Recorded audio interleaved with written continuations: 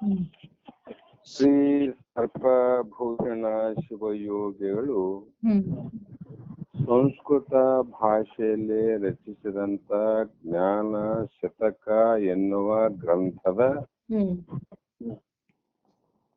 ಇವತ್ತಿನ ಶ್ಲೋಕ ಹ್ಮ್ ಬಹುಶಃ 49ನೇ ಶ್ಲೋಕ ಹ್ಮ್ ಇಂದಿನ ಆಧಾರದ ವಿಷಯವಾಗಿತ್ತು. ಹ್ಮ್ ನಿನ್ನೆಯ 2 ಶ್ಲೋಕದ ಪರ್ಯಂತರವಾಗಿ ಯಾವ ಜ್ಞಾನಿಯು ಲೋಕ ಕಲ್ಯಾಣಾರ್ಥವಾಗಿ ಕರ್ಮಗಳನ್ನು ಮಾಡುತ್ತಾನೆ ವಿನಃ ತನಗಾಗಿ ಯಾವ ಕರ್ಮಗಳನ್ನ ಮಾಡುವ ಅವಶ್ಯಕತೆ ಇಲ್ಲ ಅನ್ನುವಂತ ಮಾತನ್ನ ಹೇಳಿ, ಮತ್ತು ಜ್ಞಾನಿಗೆ ಕರ್ಮದ ವಿಧಿಗಳೇ ಇಲ್ಲ ಅನ್ನುವಂತ ಮಾತನ್ನ ಹೇಳ್ತಾ ಬಂದ್ರು. ಕಾರಣ, ಯಾವ ಜ್ಞಾನಿ ದೇಹ ನಾನೆಂಬ ಭಾವನೆ ಇದ್ದಾಗ ಕರ್ಮಗಳನ್ನ ಮಾಡಲೇಬೇಕಾಗುತ್ತದೆ, ಪರಮಾತ್ಮನೇ ನಾನು ಎಂಬ ಭಾವನೆ ಬಂದಾಗ ಆತ ಸರ್ವ ಧರ್ಮಗಳನ್ನ ಚೆನ್ನಾಗಿ ಮಾಡುತ್ತಿರಬೇಕು ಅಥವಾ ಬಿಡಬೇಕು ಅನ್ನುವಂತ ವಿಧಿಗಳು ಇಲ್ಲ. ಕಾರಣ, ಆತ್ಮ ಭಾವನೆ ಅಳವಟ್ಟ ಮೇಲೆ ವೇದೋಕ್ತ ಕರ್ಮಗಳನ್ನು ಮಾಡಿದಷ್ಟು ಮಾಡಬಹುದು, ಬಿಟ್ಟರು ಬಿಡಬಹುದು ಅಂತ ಹೇಳಿದ್ರು. ಆ ರೀತಿ ಆದಾಗ ಇಲ್ಲಿ ಒಂದು ಪ್ರಶ್ನೆಯನ್ನ ವಿಚಾರ ಮಾಡ್ತಾರ ಗ್ರಂಥಕರ್ತರು. ಜ್ಞಾನ ಭಾವನೆ ಅಳವಟ್ಟ ಮೇಲೆ ಆದರೂ ಕೂಡ ಜ್ಞಾನಿ ಸತ್ಕರ್ಮಾದಿಗಳನ್ನ ಬಿಡುವುದಕ್ಕಿಂತಲೂ ಮಾಡುವುದೇ ಉತ್ತಮವೆಂದು ಹೇಳಬೇಕು. ಕೆಲವು ಪ್ರಶ್ನೆ ಮಾಡ್ತಾರ, ಏನ್ರಿ ಅವ್ರೇನ್ ಕೆಟ್ಟ ಕೆಲಸ ಮಾಡಲ್ಲ, ಜಗತ್ತಿನಲ್ಲಿ ಒಳ್ಳೆಯ ಕರ್ಮಗಳನ್ನ ಮಾಡ್ತಾರ, ಜ್ಞಾನ ಆದ ಮೇಲೆ ಕರ್ಮಗಳನ್ನ ಬಿಡುವುದಕ್ಕಿಂತ ಮಾಡುವುದೇ ಒಳ್ಳೆಯದು ಅಂತ ಹೇಳಬೇಕು ಅಂತಂದ್ರೆ, ಕಾರಣ ಅರಿತವರ ಆಚರಣೆಯನ್ನ ಜ್ಞಾನ ಆದ ನಂತರ ಯಾಕ ಜ್ಞಾನಿ ಕರ್ಮವನ್ನ ಮಾಡಬೇಕು ಅಂದ್ರೆ, ಆ ಜ್ಞಾನಿ ಕರ್ಮಗಳನ್ನ ಮಾಡ್ತಾ ಇದ್ರೆ ಸತ್ಕರ್ಮ, ಒಳ್ಳೆಯ ಕರ್ಮಗಳನ್ನ, ಪುಣ್ಯ ಕಾರ್ಯಗಳನ್ನ, ಪರೋಪಕಾರಗಳನ್ನ ಇದನ್ನ ಮಾಡ್ತಾ ಇದ್ರೆ ಅವರ ಅನುಯಾಯಿಗಳು ಅವರನ್ನ ಅನುಸರಿಸಿ ಅವರು ಕೂಡ ಒಳ್ಳೆಯ ಕಾರ್ಯವನ್ನ ಮಾಡ್ತಾರ. ಅದಕ್ಕಾಗಿ ಆದರೂ ಮಾಡಬೇಕು ಅಂತ ವಿಚಾರ ಮಾಡಿದ್ರೆ, ಕಾರಣ ಪಾಪಿಷ್ಠರು ಪುಣ್ಯಾತ್ಮನ ಮಾರ್ಗದಲ್ಲಿ ಬಂದು ಅವರು ಕೂಡ ಪಾಪ ನಿವೃತ್ತಿಯನ್ನು ಮಾಡಿಕೊಂಡು ಧನ್ಯರಾಗುತ್ತಾರೆ ಎಂಬ ಭಗವದ್ಗೀತೆಯ ವಾಕ್ಯವೂ ಇರುವುದರಿಂದ ಜ್ಞಾನಿ ಮೂರ್ತಿ ಪೂಜಾದಿ ಸತ್ಕರ್ಮಗಳನ್ನು ಆಚರಿಸುವುದೇ ಯೋಗ್ಯವು. ಯಾಕಂದ್ರೆ ಅವರು ಆ ಕರ್ಮಗಳನ್ನ ಆಚರಿಸದಿದ್ರೆ, ಮಾಡದೇ ಇದ್ರೆ ಉಳಿದವರು ಆ ಕರ್ಮಗಳನ್ನ ಬಿಟ್ಟು ಬಿಡ್ತಾರ. ಆ ಕಾರಣ ಇದು ಆಚರಿಸುವುದು ಯೋಗ್ಯವೇ ವಿನಃ ಬಿಡುವುದು ಯೋಗ್ಯವಲ್ಲ ಅಂತ ನಮ್ಗೆ ಅನಿಸ್ತವ. ಆದ್ದರಿಂದ ನಾವು ಮೂರ್ತಿ ಪೂಜಾದಿಗಳಲ್ಲೂ ತತ್ಪರರಾಗಬೇಕಲ್ಲವೇ? ಆದ ಕಾರಣ ಮೂರ್ತಿ ಪೂಜೆಗಳಲ್ಲಿ ನಾವು ಮನಸ್ಸನ್ನ ಇಡಬೇಕಲ್ಲವೇ ಅಂತ ಪ್ರಶ್ನೆ ಮಾಡಿದಾಗ, ಇಲ್ಲಿ ಮುಂದಿನ ಶ್ಲೋಕದಲ್ಲಿ ಏನ್ ಹೇಳ್ತಾರಂದ್ರೆ,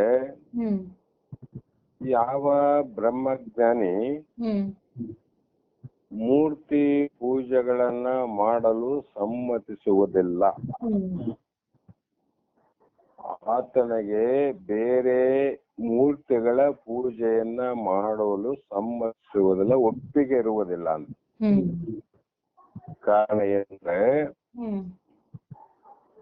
ನಿಶ್ಚಾರ್ಥಂ ಮಂದಪುಂಸಂ ವೃಷದಿ ಹರಿಹರ ಆದಿ ಕ್ರಿಯ ವ್ಯಜತೆ ತೇ ದೇವಾ ಸಂತಿ ಊರ್ಧ್ವಲೋಕೆ ತತ್ ಅಖಿಲ ಜಗತ್ ಏತೆ ಅತ್ರ ಮಧ್ಯೆ ಅಜಾಂಡಂ ಇತ್ವಂ ಬ್ರಹ್ಮಾಂಡ ಖಂಡಂ ಪರಿಣಮತಿ ಶಿವೆ ಯತ್ರ ವಾಚಾಮ ಭೂಮೌ ಸೋಹಂ ಭಾವಂ ಸ್ವಯಂ ಮೇರುಯಂ ಇಹ ನ ತದ್ಗಾಹ್ಯತೆ ಕಿಂಕೋರಮಿ ಅಂತ ಈ ಶ್ಲೋಕವನ್ನು ಹೇಳಿ ಇದರ ಭಾವಾರ್ಥವನ್ನ ಹೇಗೆ ಹೇಳ್ತಾರಂದ್ರೆ, ಮೂಢ ಜನರ ನಂಬಿಕೆ ದೆಸೆಯಿಂದ, ಮೂಢ ಅಂದ್ರೆ ಅಜ್ಞಾನಿ ಜನರ ನಂಬಿಕೆಯ ಕಾರಣದಿಂದ ಶಿಲೆಯಲ್ಲಿರುವ ಹರಹರಾದಿ ಮೂರ್ತಿಗಳು ಆ ಮೂರ್ತಿಗಳಿಗೆ ತಕ್ಕ ಪೂಜಾದಿ ವಿಧಿಗಳು.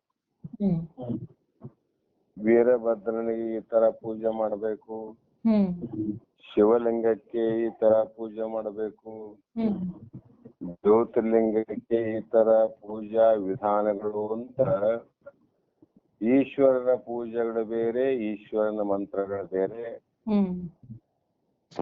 ಮತ್ತೆ ವಿಷ್ಣು ಬೇರೆ, ವಿಷ್ಣುವಿನ ಮಂತ್ರ ಬೇರೆ, ರುದ್ರಗಳು ಬೇರೆ, ರುದ್ರನ ಮಂತ್ರಗಳ ಬೇರೆ. ಆದರೆ ಆ ಹರಿಹರಾದಿ ದೇವತೆಗಳು ಊರ್ಧ್ವ ಲೋಕದಲ್ಲಿ ನಿವಾಸವಾಗಿರುತ್ತಾರೆ. ಅವರ ದೃಷ್ಟಿಯಲ್ಲಿ ಆ ದೇವತೆಗಳು ಎಲ್ಲಿ ವಾಸ ಮಾಡ್ಯಾರಂದ್ರೆ ಊರ್ಧ್ವ ಲೋಕದಲ್ಲಿ, ಸ್ವರ್ಗದಲ್ಲಿ, ವಿಷ್ಣು ಲೋಕದಲ್ಲಿ, ಕೈಲಾಸದಲ್ಲಿ ಈ ರೀತಿ ದೇವತೆಗಳು ವಾಸವಾಗಿರುತ್ತಾರೆ. ಆ ಲೋಕಗಳಲ್ಲಿ ವಾಸವಾಗಿರುವಂತ ದೇವತೆಗಳ ಮೂರ್ತಿ ಮಾತ್ರ ಲೋಕದಲ್ಲಿ ಇರುತ್ತವೆ. ಅವ್ರು ಎಲ್ಲಿ ಅವ ಪರಮಾತ್ಮ ಕೈಲಾಸದಲ್ಲಿ ಅನ. ಯಾರ ಅಭಿಪ್ರಾಯ ಅಂದ್ರೆ ಮೂಢರ ಅಭಿಪ್ರಾಯ.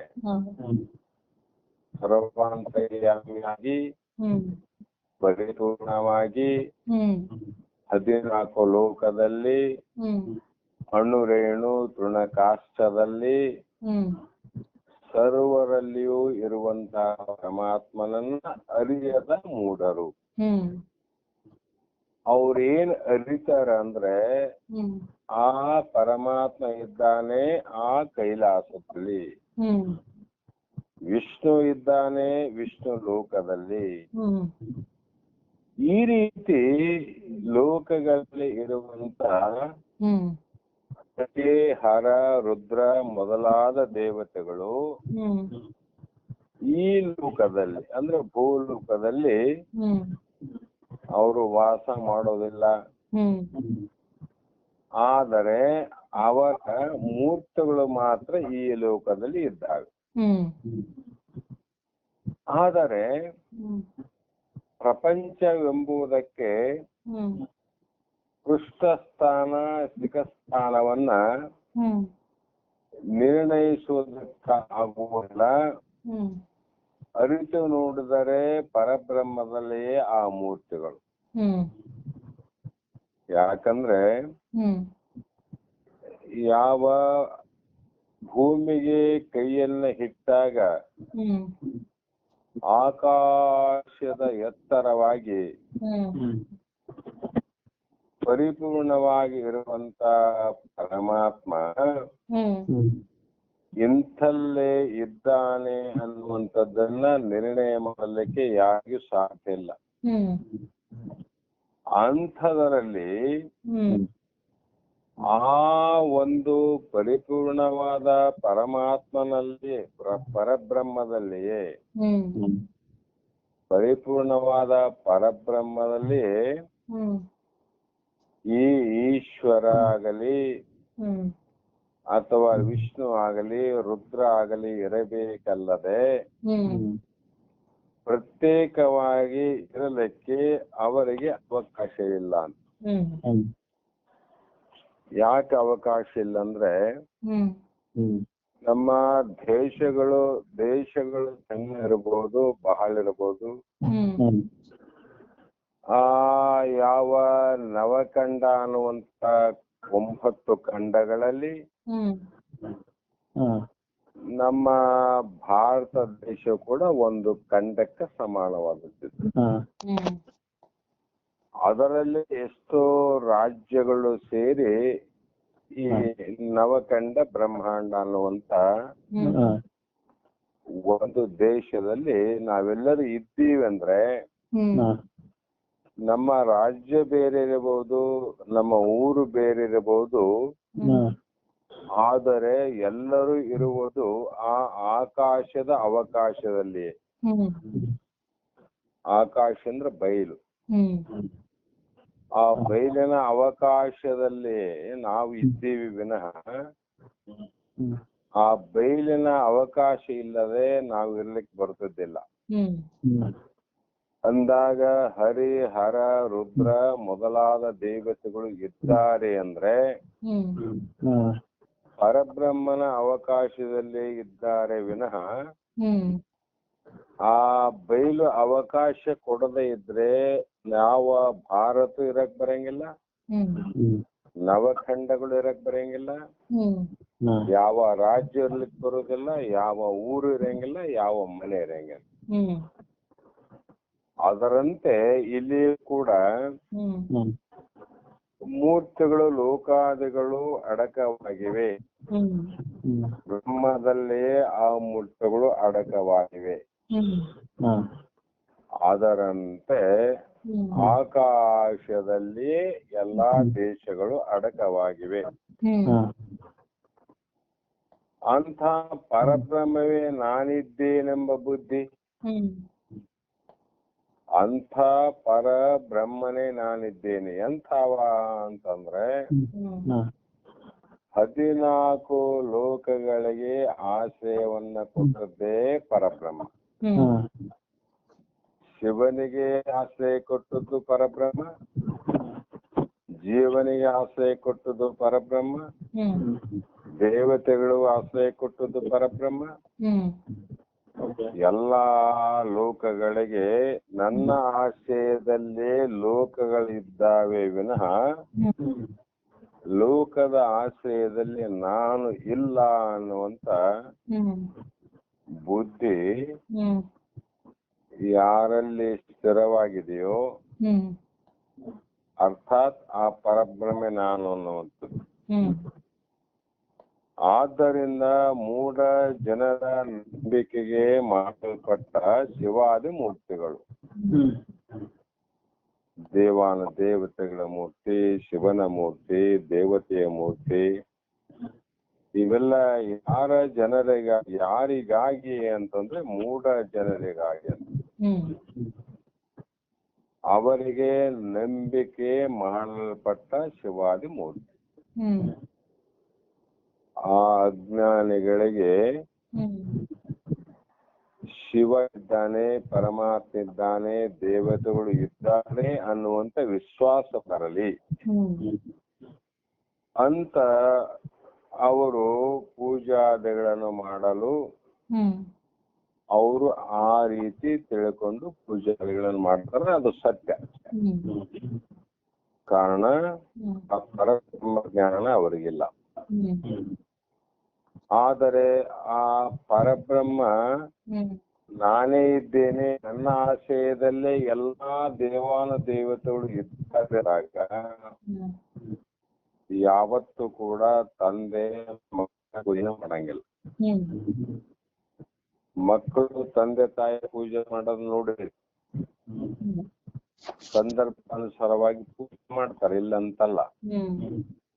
ಆದ್ರೆ ಮಕ್ಕಳೇ ತಂದೆ ತಾಯಿಗೆ ಪೂಜೆ ಮಾಡ್ತಾರೆ. ಕಾರಣ ಏನಂದ್ರೆ ಅವರಿಂದ ನಾನು ಹುಟ್ಟಿದ್ದೇನೆ. ಅವರು ಇಲ್ಲದೆ ಇದ್ದರೆ ನನಗೆ ಆ ಸೇವೆ ಇದ್ದಿಲ್ಲ. ಇಂಥ ಸಂದರ್ಭದಲ್ಲಿ ಎಂದಾದ್ರೂ ತಂದೆ ತಾಯಿ ಮಗನ ಪೂಜೆಯನ್ನು ಮಾಡ್ತಾರಲ್ರಿ? ಮಾಡಕ್ ಒಪ್ಪೋದಿಲ್ಲ ಅಂತ. ಇದಕ್ಕೆ ನಾನೇನು ಮಾಡಲಿ? ಮಾಡುತ್ತಾರೆ ಅಂದ್ರೆ ನಾವೇನ್ ಮಾಡ್ಬೇಕಂತಾರ ಮಹಾತ್ಮ. ಕಾರಣ ಅವತಾರಿಕೆಯಲ್ಲಿ ಗ್ರಂಥಕರ್ತರನ್ನು ಕುರಿತು ಮಾಡದ ಪ್ರಶ್ನೆಗೆ ಗ್ರಂಥಕರ್ತರು ತಮ್ಮ ಸ್ವಾನುಭಾವ ಸಂಜನಿತವಾದ ಸದುತ್ತರವನ್ನ ಈ ಶ್ಲೋಕದಲ್ಲಿ ಯಥಾರ್ಥವಾಗಿ ಹೇಳಿದ್ದಾರೆ. ಅಂದ್ರೆ ಇದ್ದಕ್ಕೆ ಇದ್ದಂತೆ ಹೇಳುವುದು. ಎಲ್ಲಿ ಇದ್ದಕ್ಕೆ ಇದ್ದಂತ ಮಾತುಗಳು ಬರ್ತಾವ ಅವೆಲ್ಲ ಸತ್ಯವಾದ ವಚನಗಳು, ಸತ್ಯವಾದ ಉಪದೇಶಗಳು. ಗ್ರಂಥಕರ್ತರು ಹೇಗೆ ಉತ್ತರ ಕೊಡ್ತಾರಂದ್ರೆ ಇದೇ ವೈಶಿಷ್ಟ್ಯ. ಜಗತ್ತಿನಲ್ಲಿ ದೇವರು ಇರಲಿ, ಎಲ್ಲಾ ದೇವರು ಎದರಿಂದ ಅಂದ್ರೆ ಕೆಲವು ಮಣ್ಣಿನಿಂದ, ಕೆಲವು ಕಲ್ಲಿನಿಂದ, ಕೆಲವು ಕಟ್ಟಿಗೆಯಿಂದ, ಕೆಲವು ಲೋಹಾದಿಗಳಿಂದ, ಬೆಳ್ಳಿ ಬಂಗಾರ ಪಂಚ ಲೋಹಗಳಿಂದ ತಯಾರು ಮಾಡಿದಂತ ಶಿವ ಕೇಶವಾದ ಮೂರ್ತಿಗಳು.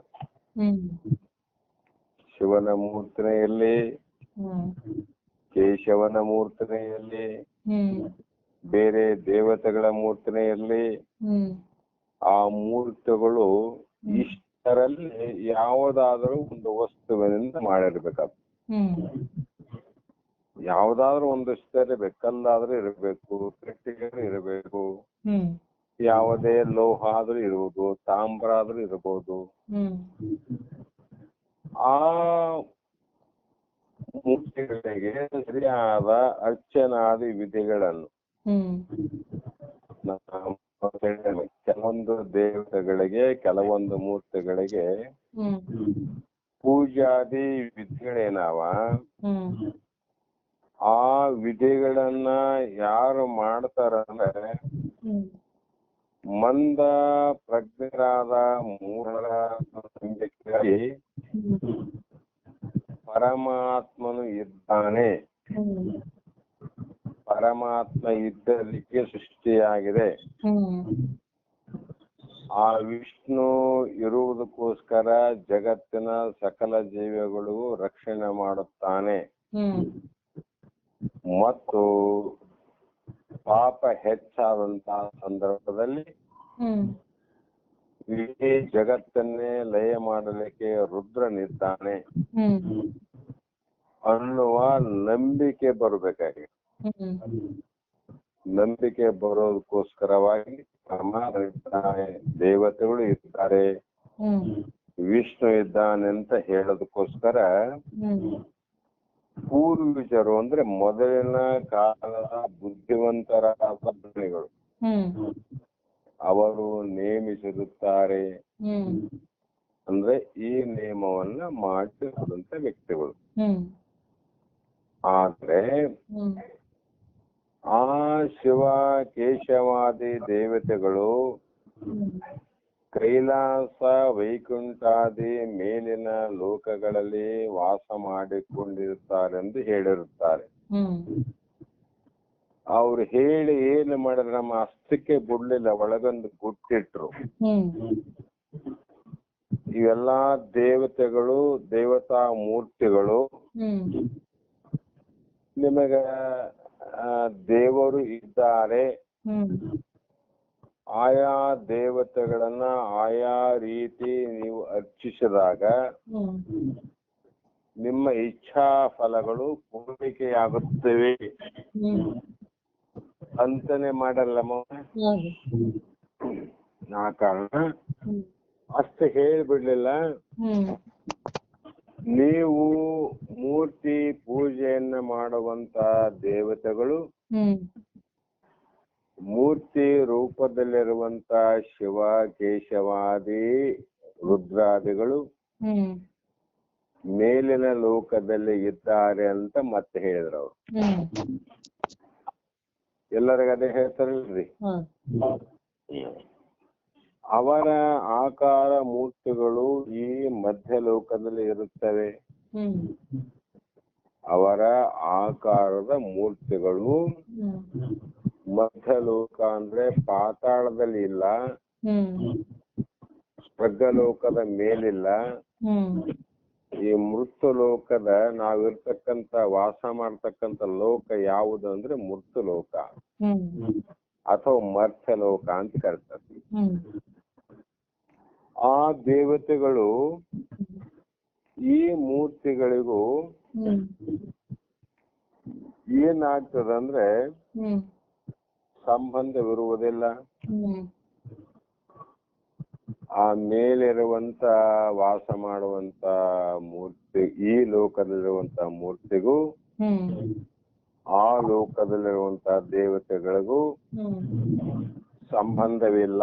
ಹ್ಮ್ ಅಲ್ಲದೆ ಹ್ಮ್ ಮೇಲಿನ ಲೋಕ ಕೆಳಗಣ ಲೋಕ ಹ್ಮ್ ಮಧ್ಯ ಲೋಕ ಎಂದು ಹೇಳುವುದರಿಂದ ಹ್ಮ್ ಒಟ್ಟಿನಲ್ಲಿ ಈ ಪ್ರಪಂಚಕ್ಕೆ ಹ್ಮ್ ಮುಖ ಶಿಖ ಸ್ಥಾನಗಳು ಹ್ಮ್ ಹೇಳಲು ಅಸಾಧ್ಯವಾಗಿದೆ.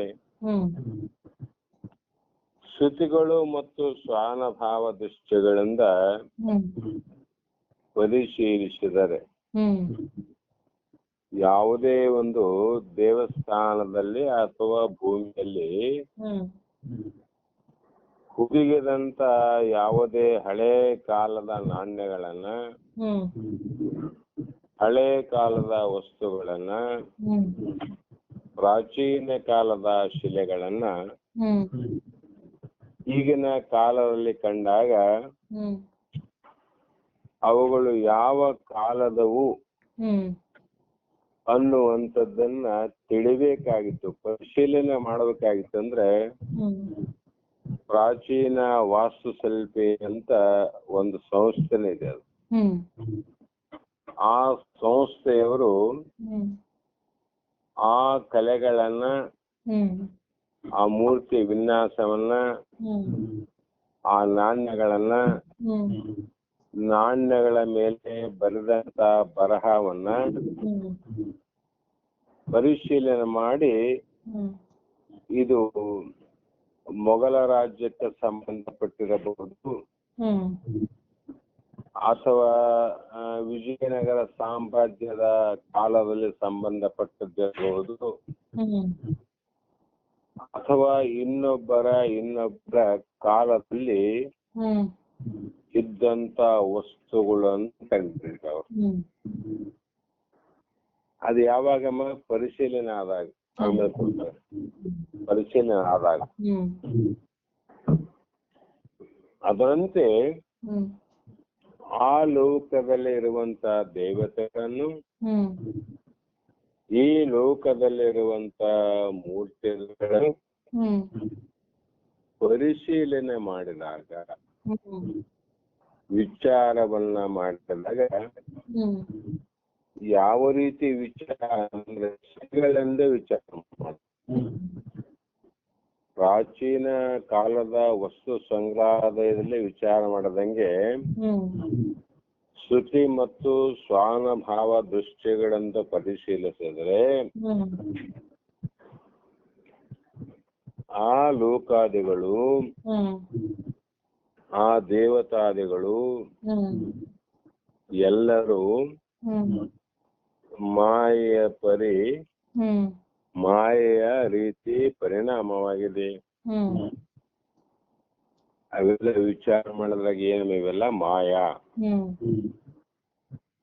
ಮಾಯಾ ಪರಿಣಾಮೇ ವಿನಃ ಚೇತನದ ವಿವರ್ತವಾಗಿ ತೋರುತ್ತದೆ. ಇರ್ತಕ್ಕಂತ ಪರಬ್ರಹ್ಮನೇ ಮಾಯಾ ಪರಿಣಾಮದಿಂದ ಆ ದಶಭಾವ ಲಕ್ಷಣದಿಂದ ಒಡಗೂಡಿ ಅಂತ ಬಹಳ ಕಡೆ ಹೇಳ್ತಾರೆ. ಮಾಯಾ ಲಕ್ಷಣ ಏನಂದ್ರೆ ನಾಮ ಮತ್ತು ರೂಪವೇ ಮಾಯಾ ಲಕ್ಷಣ. ಅದರ ಒಳಗಿರ್ತಕ್ಕಂಥ ಅಸ್ಥಿ ಭಾತಿ ಪ್ರಿಯ ರೂಪವೇ ಪರಬ್ರಹ್ಮನ ಲಕ್ಷಣ. ಆದರೆ ಇದು ಮಾಯಾ ಪರಿಣಾಮದಿಂದ ಚೇತನ ವಿವರ್ತವಾಗಿ ತೋರುತ್ತದೆ. ಆ ಪರಬ್ರಹ್ಮನೇ ವಿವರ್ತ ರೂಪದಿಂದ ತೋರುತ್ತದೆ, ಅದು ಕಾಣಿಸುತ್ತದೆ. ಅಂದರೆ ಪರಬ್ರಹ್ಮದಲ್ಲಿ ಅಧ್ಯಾಸ ಮಾತ್ರವಾಗಿ ತೋರುತ್ತದೆ. ಪರಬ್ರಹ್ಮ ಇರತಕ್ಕಂತ ಪರಬ್ರಹ್ಮದಲ್ಲಿ ಇಲ್ಲದಂತ ಯಾವುದೇ ಒಂದು ಮೂರ್ತಿ ಅಥವಾ ಇರುವಂತ ನಮ್ಮಲ್ಲಿ ಅಂತರಂಗದ ಪರಬ್ರಹ್ಮದಲ್ಲಿ ಇಲ್ಲದಂತ ದೇಹ ಅನ್ನುವಂತ ಒಂದು ಮೂರ್ತಿ ಕಾಣ್ತದೆ. ನಮ್ಮ ದೇಹ ಕಾಣ್ತಲ್ಲ ಮಿನ್ನ ಬರೀ, ಆದ್ರೆ ನಾನು ಯಾರಿದ್ದೇನೆ? ನಾ ಪರಬ್ರಹ್ಮ. ಆದರೂ ನನ್ನಲ್ಲಿ ಮೂರ್ತಿ ರೂಪವಾಗಿ ತೋರುತ್ತದೆ. ಇದು ಯಾಕೆ ತೋರ್ತದ, ಎಲ್ಲಿವರೆಗೆ ತೋರ್ತದಂದ್ರೆ ಅಧ್ಯಾಸ ಬಲ ಇರುವವರೆಗೆ. ಎಲ್ಲಿವರೆಗೂ ನಮಗೆ ಭ್ರಾಂತಿ ಭ್ರಮೆ ಅನ್ನುವಂಥದ್ದಾದೋ ಅಲ್ಲಿವರೆಗೂ ಇದು ತೋರ್ತದೆ. ಅಧ್ಯಾಸವಾಗಿ ತೋರುವ ವಸ್ತು ಆಧಾರವಾದ ವಸ್ತುವಿಗೆ ಅನ್ಯನ್ಯವಾಗಿರುವುದಿಲ್ಲ. ಅಧ್ಯಾಸದಿಂದ ತೋರುವಂತ ವಸ್ತುವಿಗೆ ಆಧಾರದ ವಸ್ತು ಬೇರೆಯಾಗಿಲ್ಲ. ಹಗ್ಗ ಆಧಾರ, ಅಧ್ಯಾಸ ಹಾವು. ಆ ಹಾವು ಮತ್ತು ಹಗ್ಗ ಬೇರೆ ಬೇರೆ ಇದೇನ್ರಿ? ಇಲ್ಲ. ಒಂದೇ ಹಗ್ಗದಲ್ಲಿ ಇನ್ನೊಂದು ಹಾವು ತೋರ್ತದೆ, ಆದರೆ ಎರಡೂ ಬೇರೆ ಬೇರೆ. ಹಗ್ಗವೇ ಹಾವಾಗಿ ತೋರ್ತದ, ವಿಚಾರ ಮಾಡಿದಾಗ ಹಾವೇ ಹಗ್ಗ. ಅದರಂತೆ ಬ್ರಹ್ಮ ಒಂದು, ಈ ಅಧ್ಯಾಸ ಒಂದು ಅಲ್ಲ. ಬ್ರಹ್ಮನಲ್ಲೇ ಅಧ್ಯಾಸ ತೋರ್ತದೆ, ಆ ಅಧ್ಯಾಸವೇ ಬ್ರಹ್ಮ ಸ್ವರೂಪ. ಅವಾಗ ಏನ್ ಉಳಿತೀರಿ ಅಂದ್ರೆ ಏಕಂ ಏವಂ ಅದ್ವೈತಂ ಪರಬ್ರಹ್ಮ. ಅದು ಒಂದಲ್ಲಿ ಉಳಿಯೋದು. ಆಗ ಆ ವಸ್ತು ಏನಿದೆ ಬ್ರಹ್ಮ ಅಂತಕ್ಕಂಥದ್ದು ಸರ್ವ ಆಧಾರ, ಎಲ್ಲಕ್ಕೂ ಆಧಾರವಾಗಿದ್ದು ಎಲ್ಲದಕ್ಕೂ ಆಶ್ರಯ ಪದವಾಗಿದ್ದು ಯಾವುದು ಇದೆಯೋ ಅದೇ ಸತ್ ಅಂದ್ರ. ಸತ್ ಏನ್ ವ್ಯಾಖ್ಯಾನ ಮಾಡಿದ್ದಂದ್ರೆ ಎಲ್ಲದಕ್ಕೂ ಆಧಾರವಾಗಿದ್ದು ಎಲ್ಲದಕ್ಕೂ ಆಶ್ರಯ ಪದವಾಗಿದ್ದು ತಾನು ಮಾತ್ರ ಬಾಧೆ ಹೊಂದದೆ ಯಾವುದು ಇದೆಯೋ ಅದು ಸತ್. ಸತ್ ಅಂದ್ರೆ ಮೂರು ಕಾಲದಲ್ಲಿ ಇರುವುದು, ಅದು ಮೂರು ಕಾಲದಲ್ಲಿರ್ತಕ್ಕಂಥದ್ದು. ಆದರೆ ನಮಗೆ ಅಂಥ ಪರಬ್ರಹ್ಮವೇ ನಾನಿದ್ದೇನೆ.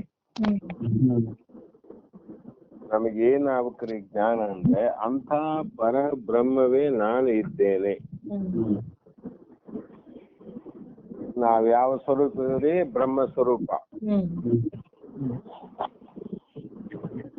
ಅಂತ ತಿಳ್ಕೊಂಡಾಗ ಅದಕ್ಕ ಏನಂತ ಕರಿತೀವಿ ಅಂದ್ರೆ ಶಾಸ್ತ್ರಗಳಲ್ಲಿ ಜ್ಞಾನ ಬೇರೆ, ಸೌಮ್ಯ ಜ್ಞಾನ ಬೇರೆ. ಸೌಮ್ಯಕ ಜ್ಞಾನ ಅಂದ್ರೆ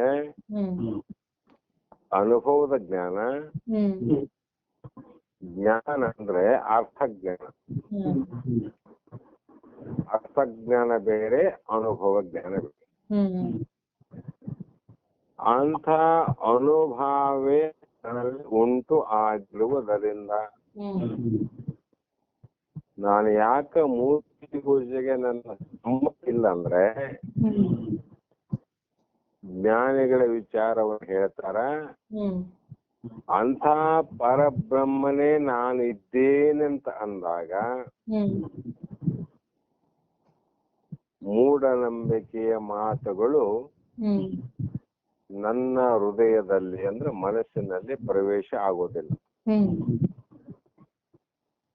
ಪ್ರವೇಶನೇ ಆಗೋದಿಲ್ಲ ಅಂದ್ರೆ ಅವರು ಹ್ಮ್ ಅಂದಾಗ ನಾನು ಮೂರ್ತಿ ಪೂಜೆಗಳನ್ನು ಎಂತ ಮಾಡಲಿ?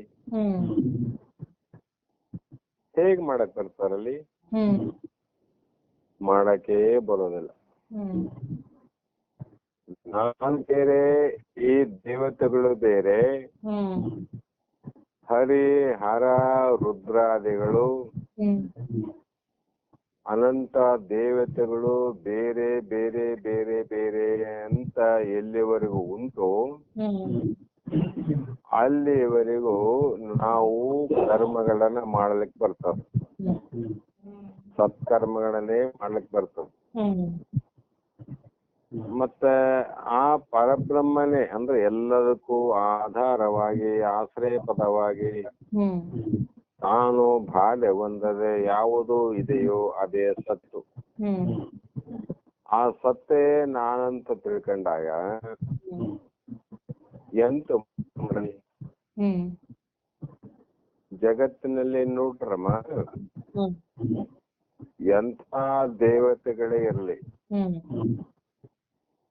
ಜಗತ್ತಿನಲ್ಲಿ ಪ್ರತಿಷ್ಠಾಪನೆಯಾದಂತ ಜ್ಯೋತಿರ್ಲಿಂಗವೇ ಇರಲಿ, ಅಥವಾ ಕಾಶಿ ಕೇದಾರನಾಥನೇ ಇರಲಿ, ಶ್ರೀಶೈಲ ತಿರುಪತಿನೇ ಇರಲಿ, ಬೇರೆ ಯಾವುದೇ ದೇವತೆಗಳ ದೇವಸ್ಥಾನಕ್ಕೆ ಹೋದಾಗ ಯಾವುದೇ ದೇವತಾ ಮೂರ್ತಿಯನ್ನ ನೋಡಿದಾಗ ಅದು ಇರ್ಲಿ, ಯಾಕಂದ್ರೆ ದೈವತ್ವ ಭಾವವನ್ನು ಬೆಳೆಕೋಸ್ಕರ. ಮೂಢ ಜನರಿಗೆ ದೇವರು ಇದ್ದಾನೆ, ಅವನು ಇಲ್ಲದೆ ಇದ್ದರೆ ಜಗತ್ತನ್ನ ಸೃಷ್ಟಿಸುವ, ರಕ್ಷಿಸುವ, ನಾಶ ಮಾಡುವ ಅಧಿಕಾರ ಯಾರದು? ಯಾರಾದ್ರೂ ಬಂದು ಹೇಳ್ತೀವನ್ರಿ ನಂದಧಿಕಾರ ಅಂತ? ನಂದ ಅಧಿಕಾರ ಸೃಷ್ಟಿ ಮಾಡಕ್ ನಾನೇ ಅಧಿಕಾರಿ, ರಕ್ಷಣೆ ಮಾಡಕ್ ನಾವೇ ಅಧಿಕಾರಿಗಳು, ಲಯ ಮಾಡಕ್ ನಾವೇ ಅಧಿಕಾರಿ ಅಂತ ಇದುವರೆಗೂ ಜಗತ್ತಿನಲ್ಲಿ ಯಾವ ವ್ಯಕ್ತಿ ಬಂದು ಹೇಳಿಲ್ಲ, ಯಾವ ದೇವತೆನೇ ಹೇಳಿಲ್ಲ. ನಾ ಹೇಳ್ತಕ್ಕಂಥ ವಿಚಾರ ಇಷ್ಟೇ, ಎಲ್ಲಿ ಹೋದರೂ ಕೂಡ ಆ ದೇವತೆಗಳ ಒಂದು ವಿಚಾರವನ್ನ, ಈ ಒಂದು ಗ್ರಂಥದ ಶ್ಲೋಕದ ವಿಚಾರವನ್ನು ಮಾಡ್ಬೇಕೀಗ. ಕಾರಣ ಎಲ್ಲಿ ದೇವರು ಆದಂದ್ರೆ, ದೇವರು ತಾನಾದ ಮೇಲೆ,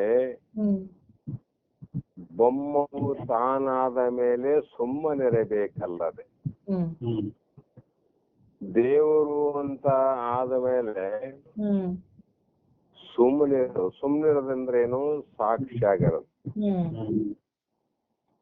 ಮತ್ತೆ ಸುಮ್ಮನಿರೋದಂದ್ರೆ ಎಲ್ಲವನ್ನ ಸಹಿಸಿಕೊಳ್ಳೋದು.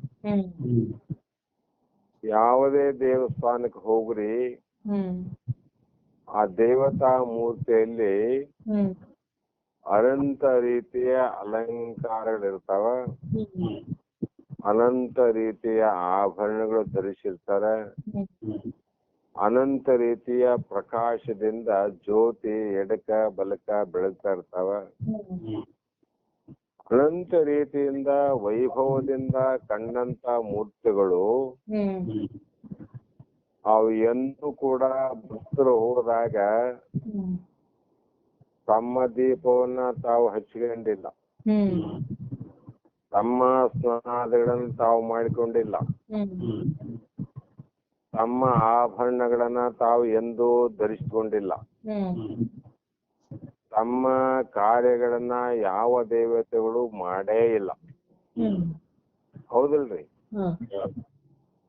ಅಂದ್ರೆ ಎಲ್ಲಾ ದೇವತೆಗಳ ಮುಂದೆ ಅರ್ಚನೆ ಎಲ್ಲವನ್ನ ಅರ್ಪಣೆ ಮಾಡ್ತಾ ಇವೆನ ದೇವತೆಗಳು ಸುಮ್ನೆ ಯಾರಂತ.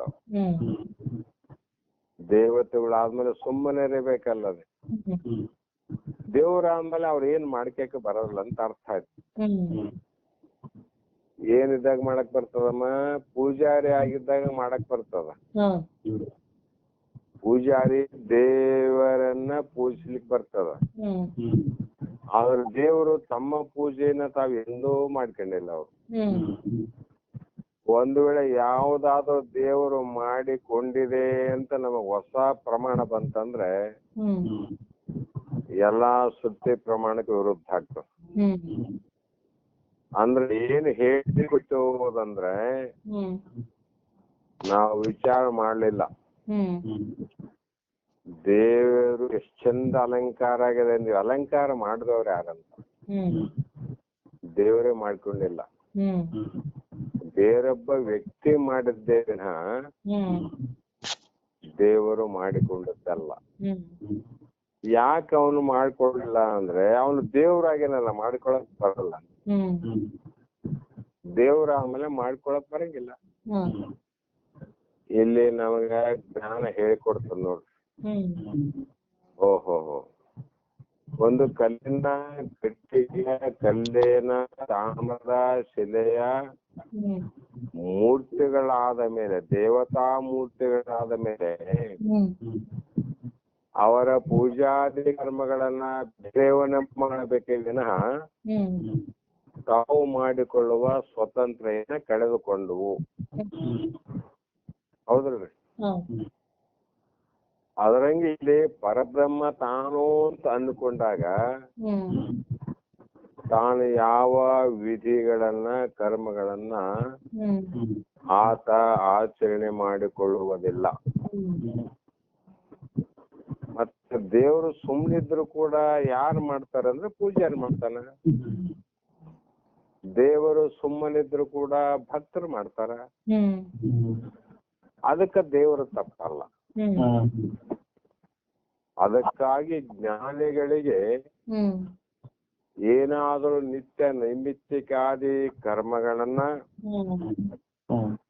ಅವರು ಉತ್ತಮವಾದ ಸತ್ಕರ್ಮಗಳನ್ನ ಮಾಡಲೇಬೇಕು ಅಂತ ಹೇಳಿದ್ದಾದರೆ ಈ ರೀತಿ ವಿಚಾರ ಮಾಡಿದಾಗ ಗೊತ್ತಾಗ್ತದ. ಹೌದಲ್ಲ, ದೇವ್ರಿಗೆ ಇನ್ನೊಬ್ರು ಸ್ನಾನ ಮಾಡಿಸ್ತಾರಿಲ್ರಿ, ದೇವರಿಗೆ ಇನ್ನೊಬ್ರು ಬಟ್ಟೆ ಉಡಿಸ್ತಾರಿಲ್ರಿ, ದೇವರಿಗೆ ನೈವೇದ್ಯ ಇನ್ನೊಬ್ರು ಮಾಡಿ ಇಡ್ತಾರಲ್ರಿ, ಮತ್ತೆ ಉಣ್ಣದಂತ ಊಟವನ್ನೇ ಮಾಡದಂತ ದೇವರಿಗೆ ನೈವೇದ್ಯ ಇಡ್ತಾರೆ. ಇಲ್ಲಿ ಆ ಪ್ರಶ್ನೆ ಬೇರೆ. ಇಲ್ಲಿ ಊಟ ಮಾಡುವಂತ ಒಬ್ಬ ಬ್ರಹ್ಮಜ್ಞಾನಿಗೆ ಪರಮಾತ್ಮೆ ನಾನಿದ್ದೇನೆಂಬವನು ತನಗಾಗಿ ತಾನು ಊಟವನ್ನಾಗಲಿ ತನ್ನಷ್ಟೇ ತಾನು ಬೇಕಂತ ಯಾವುದೇ ವ್ಯವಹಾರವನ್ನಾಗಲಿ ಮಾಡೋದಿಲ್ಲ. ಮಾಡದಿದ್ರು ಕೂಡ ಕೆಲವು ಭಕ್ತರು ಶಿಷ್ಯರು ಅವ್ರಿಗೆ ಮಾಡಕ ಪ್ರಚೋದನೆ ಮಾಡಿದಾಗ ಮಾಡ್ರಿ ಅಂತ ಹೇಳಿ ಸುಮ್ಮನಿರಬೇಕ. ಆದರೆ ಅವರಿಗಾಗಿ ಅಲ್ಲ, ತನಗಾಗಿ ಅಲ್ಲ. ಆ ಪ್ರಕಾರವಾಗಿ ಇಲ್ಲಿ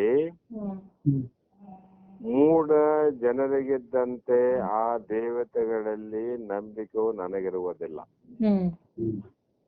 ದೇವತೆಗಳಲ್ಲಿ ನಂಬಿಕೆ ಯಾರಿಗಾದ್ರೆ ಮೂಢ ಜನ ಅಂದ್ರು. ಆ ಒಂದು ನಂಬಿಕೆ ಅವರಲ್ಲಿ ಇತ್ತು ಅಂದ್ರೆ ಆ ದೇವತೆಗಳು ನಾವು ಮಾಡಿದ ಕರ್ಮಕ್ಕೆ ತಕ್ಕ ಫಲವನ್ನ ಕೊಡುತ್ತಾರೆ ಅಂದ್ರೆ ಆ ದೇವತೆಗಳು ಹ್ಮ್ ಯಾವ ಭಕ್ತನನ್ನಾಗಲಿ ಶಿಷ್ಯನನ್ನಾಗಲಿ ಹ್ಮ್ ಯಾರಿಂದಲೂ ಕೂಡ ಏನನ್ನು ಕೇಳಬಾರದು.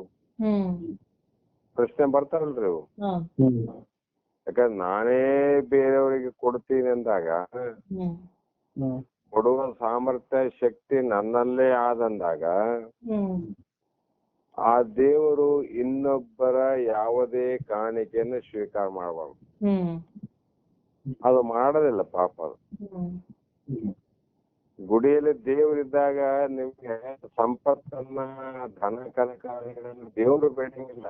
ಹ್ಮ್ ದೇವರ ಹೆಸರು ಹೇಳಿ ತಿನ್ನುವಂತ ಹ್ಮ್ ಪೂಜಾರಿ ಬಿಡ್ತಾನ. ಹ್ಮ್ ದೇವರ ಹೆಸರು ಹೇಳಿ ಹಣವನ್ನು ಸಂಗ್ರಹ ಮಾಡುವಂತ ಕಮಿಟಿಯವ್ರು ಕೇಳ್ತಾರೆ. ಹ್ಮ್ ರುದ್ರಾಭಿಷೇಕ ಮಾಡಿಸಿದ್ರೆ 1001, ಹ್ಮ್ ಎಲೆ ಪೂಜೆ ಮಾಡಿದ್ರೆ 501, ಹ್ಮ್ ಉರುಳು ಸೇವೆ ಮಾಡಿದ್ರೆ ಇಷ್ಟು 1000, ಹ್ಮ್ ಬೆಳ್ಳಿ ತೇರು ಇಳಿಸಿದ್ರೆ ಇಷ್ಟು 1000, ಹ್ಮ್ ಲಕ್ಷ ದೀಪೋತ್ಸವ ಮಾಡಿದ್ರೆ ಇಷ್ಟು 1000, ಇಷ್ಟು ಲಕ್ಷ. ಹ್ಮ್ ಇವೆಲ್ಲ ದೇವರು ನಿರ್ಣಯ ಮಾಡ್ಯಾರ. ನಮ್ಗೆ ಯಾವ ದೇವಸ್ಥಾನಗಾತ ಹ್ಮ್ ದೇವರು ಯಾವ ಬೆಲೆ ಕೆಟ್ಟೇ ಇಲ್ಲ ಆತ. ಹ್ಮ್ ಯಾಕಂದ್ರೆ ಆತಗ ಅವಶ್ಯಕತೆ ಇಲ್ಲ ಅಂತ. ಹ್ಮ್ ಆದ್ರೆ ಇಷ್ಟೆಲ್ಲ ವ್ಯವಸ್ಥೆ ಮಾಡಿಕೊಂಡ್ರೆ ಯಾರು ಅಂದ್ರೆ ಹ್ಮ್ ನಾವೇ ಮಾಡ್ಕೊಂಡೇವ್ ನೋಡ್ರಿ. ಅಂದಾಗ ನಮಗ ಮೂಢರ ಅಂತ ಅನ್ಬೇಕು ಅಥವಾ ಜ್ಞಾನಿ ಅಂತ ಅನ್ಬೇಕ್ರಿ? ಮೂಢರೇ. ಈ ಶ್ಲೋಕದ ಅರ್ಥದಲ್ಲಿ ಮೂಢರೇ. ಆ ಕಾರಣದಿಂದ ಅವರಂತ ನಂಬಿಕೆ ನನ್ನಲ್ಲಿಲ್ಲ. ಮೂಢ ಜನರಿಗೆ ಇದ್ದಂತ ನಂಬಿಕೆ ನನ್ನಲ್ಲಿಲ್ಲ. ಯಾರಿಗೆ ಹೇಳ್ತಾರ ಈ ಮಾತಂದ್ರೆ ಜ್ಞಾನಿಗೆ. ಜ್ಞಾನಿಗಂದ್ರೆ ದೃಢವಾಗಿ ಶರೀರ ನಾನಲ್ಲ, ಪಂಚಮಹಾಭೂತದ ಶರೀರಕ್ಕ ಇರ್ಲಿಕ್ಕೆ ಸ್ವಲ್ಪ ದಿವಸ ಇದ್ದು ಹೋಗ್ಲಿಕ್ಕೆ ಬಂದನಂದ್ರೆ ಆಶಯವನ್ನ ಕೊಟ್ಟದ್ದು ಪರಬ್ರಹ್ಮ. ಮನೆ ಬಂದಾರಿ 4 ದಿನ ದೊಡ್ಡ ಬಿಲ್ಡಿಂಗ್ ಆದ ಮನೆಗ್ ಬಂದಾರಂದ್ರ ಅಲ್ಲಿ ಪ್ರವಾಹ ಬಂದದ ಕೊಡಗಿನಲ್ಲಿ, ಅಲ್ಲಿ ನಿಲ್ಲಲಿಕ್ಕೆ ಜಾಗಿಲ್ಲ, ಮನೆ ಮಠ ಎಲ್ಲ ಹಾಳಾಗಿ ಹೋಗಿವೆ. ಅಪ್ಪ ನಾವು ಬಂದಿವಿ ನಿರ್ಗತಿಕರಾಗಿ, 4 ದಿನ ವಾಸ ಮಾಡ್ಲಿಕ್ಕೆ ಅನುಕೂಲ ಮಾಡಿ ಕೊಡಿರಿ ಅಂತ ಕನಿಕರದಿಂದ ಬೇಡಿದಾಗ ಕರುಣಾಮೂರ್ತಿಗಳು ಆಗಲಿ, ಇಷ್ಟು ಕಷ್ಟವನ್ನು ಅನುಭವಿಸಿ ಬಂದಿರಿ, ಸ್ವಲ್ಪ ದಿನ ಇರಿರಿ ಅಂತ ಆಶ್ರಯ ಕೊಡ್ತಾನ. ಆಶ್ರಯ ಕೊಟ್ರೆ ಆಶ್ರಯ ಪಡೆದವನು ಆಶ್ರಯ ಕೊಟ್ಟಂತ ಮಾಲಕ ಆತನಲ್ಲಿ. ಆಶ್ರಯವನ್ನ ಪಡ್ಕೊಂಡು ಇದ್ರುಗಳು ಆಶ್ರಯ ಕೊಟ್ಟಂತ ಮನೆ ಮಾಲೀಕ ಆಗೋದಿಲ್ಲ. ಹೌದಿಲ್ರಿ? ಅದರಂತೆ ಇಡೀ ಜಗತ್ತಿಗೆ, ಜಗತ್ತಿನ ಸರ್ವ ದೇಹಗಳಿಗೂ, ನನ್ನ ಶರೀರಕ್ಕೂ, ಶರೀರದಲ್ಲಿರುವಂತಹ ಜಾಗ್ರ ಸ್ವಪ್ನ ಸುಸುಪ್ತಿ ಅವಸ್ಥೆಗೂ, ವಿಶ್ವ ತೈಜಸ ಪ್ರಾಜ್ಞೆ ಅನ್ನುವಂತಹ ಜೀವನಿಗೂ, ಇಂದ್ರಿಯಾದಿಗಳಿಗೂ, ಇಂದ್ರಿಯ ಅಧಿ ದೇವತೆಗಳಿಗೂ, ಮನಸ್ಸು ಬುದ್ಧಿ ಚಿತ್ತ ಅಹಂಕಾರ ಮನಸ್ಸಿನ ಅಧಿದೇವತೆ ಎಲ್ಲವಕ್ಕೂ ಕೂಡ ಆಸೆ ಕೊಟ್ಟವನು ಯಾರು ಅಂದ್ರೆ ನಾನು. ಯಾರು ನೀನು? ಅನುದೀಪ ಅಲ್ಲ, ಈಗ ಪರಬ್ರಹ್ಮ ನೀನು. ನೀ ಪರಬ್ರಹ್ಮನ ಆಶ್ರಯದಲ್ಲಿ ಇವೆಲ್ಲ ಅವಾವರಿ. ಆದರೆ ಆಶ್ರಯ ಪಡೆದವರು ಏನಾಗ್ತಾರಂದ್ರೆ ಆ ಮನೆಯನ್ನೇ ಬಿಟ್ಟು ಹೋಗ್ಬೇಕಾಗ್ತದೆ. ಬಹಳ ದಿನ ಅಲ್ಲಿ ಇರಕ್ ಬರೋದಿಲ್ಲ. ಯಾಕಂದ್ರೆ ಮಾಲಕರಕ್ಕೆ ಹಕ್ಕಾದ, ಮಾಲಕ ಇರ್ಲಿಕ್ಕೆ ಹಕ್ಕಾದ. ಆದರೆ ಆಶ್ರಯವನ್ನ ಪಡೆದವರು ಇರ್ಲಿಕ್ಕೆ ಹಕ್ಕಿಲ್ಲ.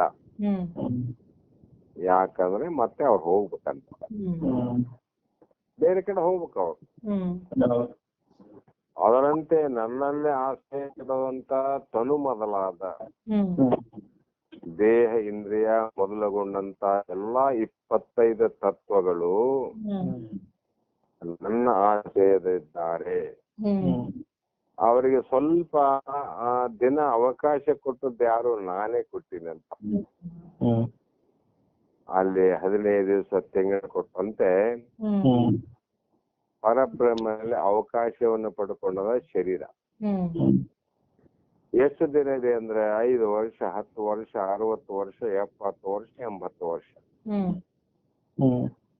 ಆಯಾ ಭೋಗಕ್ಕೆ ಅನುಸಾರವಾಗಿ ಆತ್ಮನ ಆಶ್ರಯದಲ್ಲಿ ಈ ದೇಹ ಆದ.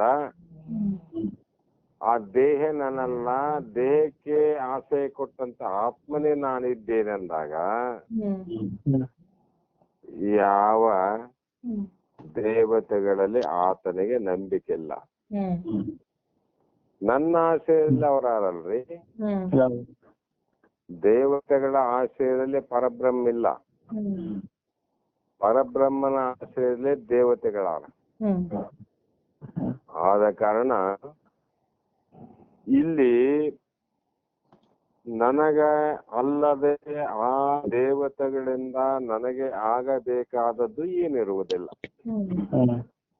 ಮೊದ್ಲೇ ಹೇಳಿದ್ನಲ್ರಿ, ದೇವಸ್ಥಾನದಲ್ಲಿರುವಂತ ಗುಡಿಯಲ್ಲಿ ಇರುವಂತ ಶಿಲಾ ಮೂರ್ತಿ ದೇವತೆ ಈ ಭಕ್ತಾದಿಗಳಿಂದ ತನಗಾಗಬೇಕದ್ದೇನಿಲ್ಲ, ಅವರಿಂದ ಪಡಿಬೇಕನ್ನುವಂಥದ್ದು ಏನಿಲ್ಲ. ಆದರೆ ಇವೆಲ್ಲವೂ ನಡೆದಿದ್ದು ದೇವತೆಗಳಿಂದ ಅಲ್ಲ, ಈ ಬೇರೆ ಬೇರೆ ವ್ಯಕ್ತಿಗಳಿಂದ ನಡೆದದ್ದು. ಅದಕ್ಕೆ ಅವರಿಂದ ನನಗೆ ಆಗಬೇಕಾದದ್ದೇನಿಲ್ಲ. ಆದ್ದರಿಂದ ಆ ಮೂರ್ತಿ ಪೂಜೆಗಳಲ್ಲಿ ನಾನು ಹೇಗೆ ನಡೆದುಕೊಳ್ಳಲಿ? ಯಾಕೆ ಒಪ್ಪೋದಿಲ್ಲ ಅಂದ್ರೆ, ನಾನ್ ಹಿಂಗೆ ತಿಳ್ಕೊಂಡಿನಿ, ಜ್ಞಾನ ಹಿಂಗೆ ತಿಳ್ಕೊಂಡನ, ಆ ಕಾರಣದಿಂದ ಅವನು ಹೇಗೆ ಮಾಡಲಿ ಅಂದರೆ, ಆ ಮೂರ್ತಿ ಪೂಜಾದಿಗಳೆಲ್ಲವೂ ಕಡು ಜಡ ಮುನಿಜರಿಗಾಗಿ ಅಂದ್ರು. ಜಡ ಬುದ್ಧಿ ಅಂತ ನೋಡ್ರಿ, ಜಡ ಬುದ್ಧಿ ಇಲ್ಲಂತ ಜೀವಿಗಳಿಗೋಸ್ಕರವಾಗಿ ನೇಮಿಸಲ್ಪಟ್ಟಿರುವಾಗಲಿ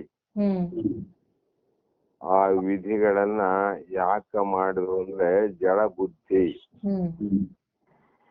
ಅಂಥವರಿಗಾಗಲಿ ವಿನಃ ಮುಮುಕ್ಷುಗಳಿಗೂ ಅಲ್ಲ. ಮುಮುಕ್ಷುಗಳಿಗೆ ಅಲ್ಲವಲ್ಲ ಅಂದ್ರೆ ನೋಡ್ರಿ, ಅಂದ್ರೆ ಜ್ಞಾನಿಗಳಿಗೆ ಅಲ್ಲ ಎಂಬ ಭಾವ. ಮುಮುಕ್ಷ ಎಲ್ಲಿ ಉಂಟನವ? ಜ್ಞಾನಕ್ಕೆ ಉಂಟನವ. ಜ್ಞಾನಕ್ಕೆ ಹೋಗೋಳಿಗೆ ಇದು ಅಲ್ಲ. ಮೋಕ್ಷದ ಆಪೇಕ್ಷವನ್ನ ಇಟ್ಟುಕೊಂಡು ತನ್ನ ಸ್ವರೂಪವನ್ನ ತಾನು ತಿಳಿದುಕೊಂಡು ನಾನು ಜನನ ಮರಣ ರಹಿತನಾಗಿರುವಂತವನು, ನಿರಾಕಾರವಾಗಿರುವಂತವನು, ಹಸಿವು ಮತ್ತು ತೃಷಗಳನ್ನ ಮೀರಿದಂತವನು, ಈ ರೀತಿಯಾಗಿರ್ತಕ್ಕಂಥ ಪರಬ್ರಹ್ಮನೇ ನಾನು ಅಂತ ಅಂದ್ಕೊಂಡವನಿಗೆ ಇದು ಅಲ್ಲ. ಯಾರಿಗಂದ್ರೆ ಕಡು ಜಡ ಮನುಷ್ಯರಿಗಾಗಿ. ಜಡ ಬುದ್ಧಿ ಅಂತ ಹೇಳಿ ನಮ್ಮ ಬುದ್ಧಿಯಲ್ಲಿ 2-3 ಪ್ರಕಾರ. ಗುಠ ಬುದ್ಧಿ, ತೈಲ ಬುದ್ಧಿ ಅಂತ, ಚರ್ಮ ಬುದ್ಧಿ ಅಂತಾರ. ಚರ್ಮ ಬುದ್ಧಿ ಇದ್ದಂತ ಜನಗಳಲ್ಲಿ ದೇವತ್ವ ಭಾವ ಹೇಗಿದೆ ಅಂದ್ರೆ, ಒಬ್ಬ ಯಾವ ಚರ್ಮದಿಂದ ಕಾರ್ಯವನ್ನ ಮಾಡುವಂತ ಒಬ್ಬ ವ್ಯಕ್ತಿ ಆ ಚರ್ಮವನ್ನ ತೆಗೆದುಕೊಂಡು ರಾತ್ರಿ ಇಡೀ ನೀರಿನಲ್ಲೇ ನೆನೆಸಿ ಬೆಳಗಿನ ಜಾವ ತೆಗೆದು ಒಂದು ಕಬ್ಬಿಣದ ಗುಂಡನ್ನ ನಲಕಾಕಿ ಅದರ ಮಧ್ಯೆ ಅದು ಹಸಿ ನೆಂದಂತ ಚರ್ಮವನ್ನಿಟ್ಟು ಮೇಲೆ ಬಲವಾದ ಕಬ್ಬಿಣದ ಗುಂಡಿನಿಂದ ಅದಕ್ಕೆ ಹೊಡೆದಾಗ ಬಹಳಷ್ಟು ಪೆಟ್ಟು ಬಿದ್ದಾಗ ಒಂದು ಚೂರು ಅದು ಸ್ವಲ್ಪ ಹಿಗ್ತಾವ, ಒಂದು ಚೂರು ಹಿಗ್ತದ ನೋಡ್ರಿ. ಅದರಂಗ ಜಡ ಬುದ್ಧಿ ಇರುವಂತವರಿಗೆ ಬಹಳ ಬಹಳ ಬಹಳ ಬಹಳ ಬಹಳ ಹೇಳ್ತಾ ಇದ್ರೆ ಅವರಿಗೆ ದೇವರ ಬಗ್ಗೆ ಕಲ್ಪನೆ ಬರ್ತದೆ. ಸ್ವಲ್ಪ ಅವಾಗ ಶುರು ಮಾಡ್ತಾನ, ದೇವರು ಪರಮಾತ್ಮ ಅಂದ್ರೆ ಯಾರಪ್ಪ, ವಿಷ್ಣು ಅಂದ್ರೆ ಯಾರು, ಮತ್ತ ರುದ್ರ ಅಂದ್ರೆ ಯಾರು, ಲಕ್ಷ್ಮಿ ಅಂದ್ರೆ ಯಾರು, ದೇವಿ ಅಂದ್ರೆ ಯಾರು, ಇವೆಲ್ಲ ವಿಚಾರಗಳನ್ನ ಸ್ವಲ್ಪ ತಿಳಿಯೋ ಸಂದರ್ಭ ಬಂದಾಗ ಅವನಿಗೆ ಪರಬ್ರಹ್ಮ ಜ್ಞಾನವನ್ನ ಬೋಧನೆ ಮಾಡಿದ್ರೆ ತಿಳಿಯೋದಿಲ್ಲ ಅಂತ. ಆ ಕಾರಣ ಹಿಂದಿನ ಋಷಿಗಳು ಅವರಿಗೆ ದೈವತ್ವ ಭಾವ ಬೆಳಿಲಿ, ದೇವರು ಇದ್ದಾನೆ ಅಂತ ಕಲ್ಪನೆ ಬರಲಿ ಅಂತಕ್ಕಂತ ಭಾವಗಳಿಂದ ಅವರಿಗೆ ನಾನಾ ರೀತಿಯಾಗಿರ್ತಕ್ಕಂತ ಮೂರ್ತಿಗಳನ್ನ ಪ್ರತಿಷ್ಠಾಪನೆ ಮಾಡಿ, ಇದು ಇಂಥ ಮೂರ್ತಿ, ಇದು ಇಂಥ ದೇವತೆ, ಇಂಥ ಪರಮಾತ್ಮನಲ್ಲಿ ನೀನು ಅರ್ಚನೆಯನ್ನು ಮಾಡಿದ್ದಾದರೆ ಆ ಪರಮಾತ್ಮ ನಿನಗೆ ಬೇಕಾದ್ದನ್ನ ಕೊಡುವನು. ಇಂಥ ದೇವತೆಗಳಲ್ಲಿ ಇಂಥ ಶಕ್ತಿ ಇದೆ, ಆ ಶಕ್ತಿಯನ್ನ ಪೂಜಿಸಿದ್ದಾದರೆ ನಿನಗೆ ಅಂಥ ಒಂದು ಸಂಪತ್ತು ಪ್ರಾಪ್ತಿ ಆಗುತ್ತದೆ ಅಂತ ಹೇಳ್ತಾ ಬಂದಂತ ಮಾತುಗಳು. ಆದ್ರೆ ಮುಮುಕ್ಷಿಗೆ ಅಲ್ಲ, ಅವು ಸುಳ್ಳಲ್ರಿ, ಇವು ಮುಮುಕ್ಷಿಗೆ ಅಲ್ಲ ಅಂತ ಹೇಳ್ಕೊಂತಾರ ಅವ್ರು. ಯಾಕಂದ್ರೆ ಇವನಿಗೆ ಬೇಕಾಗ್ಯದ ಯಾವ ಸಂಪತ್ತನ್ನು ಪಡಿಬೇಕಂತಲ್ಲ, ಯಾವ ಭೋಗದಲ್ಲಿ ಆಸೆಯನ್ನು ಇಟ್ಟುಕೊಂಡು ಹೋದಂತವನಲ್ಲ, ಎಲ್ಲದರಲ್ಲಿ ದೋಷವನ್ನ ಕಂಡು ನಿರ್ದೋಷಿಯಾದ ಸುಖವನ್ನ ಪಡಿಬೇಕು ಅನ್ನುವಂತ ವಿಚಾರವನ್ನ ತಲೆ ತುಂಬಿಕೊಂಡು ಹೋದಂತ ವ್ಯಕ್ತಿ. ಕಾರಣ ಏನಂದ್ರೆ ಗೊತ್ತು ವಿಷಯಾದಿಗಳ ದೋಷ ದರ್ಶನ.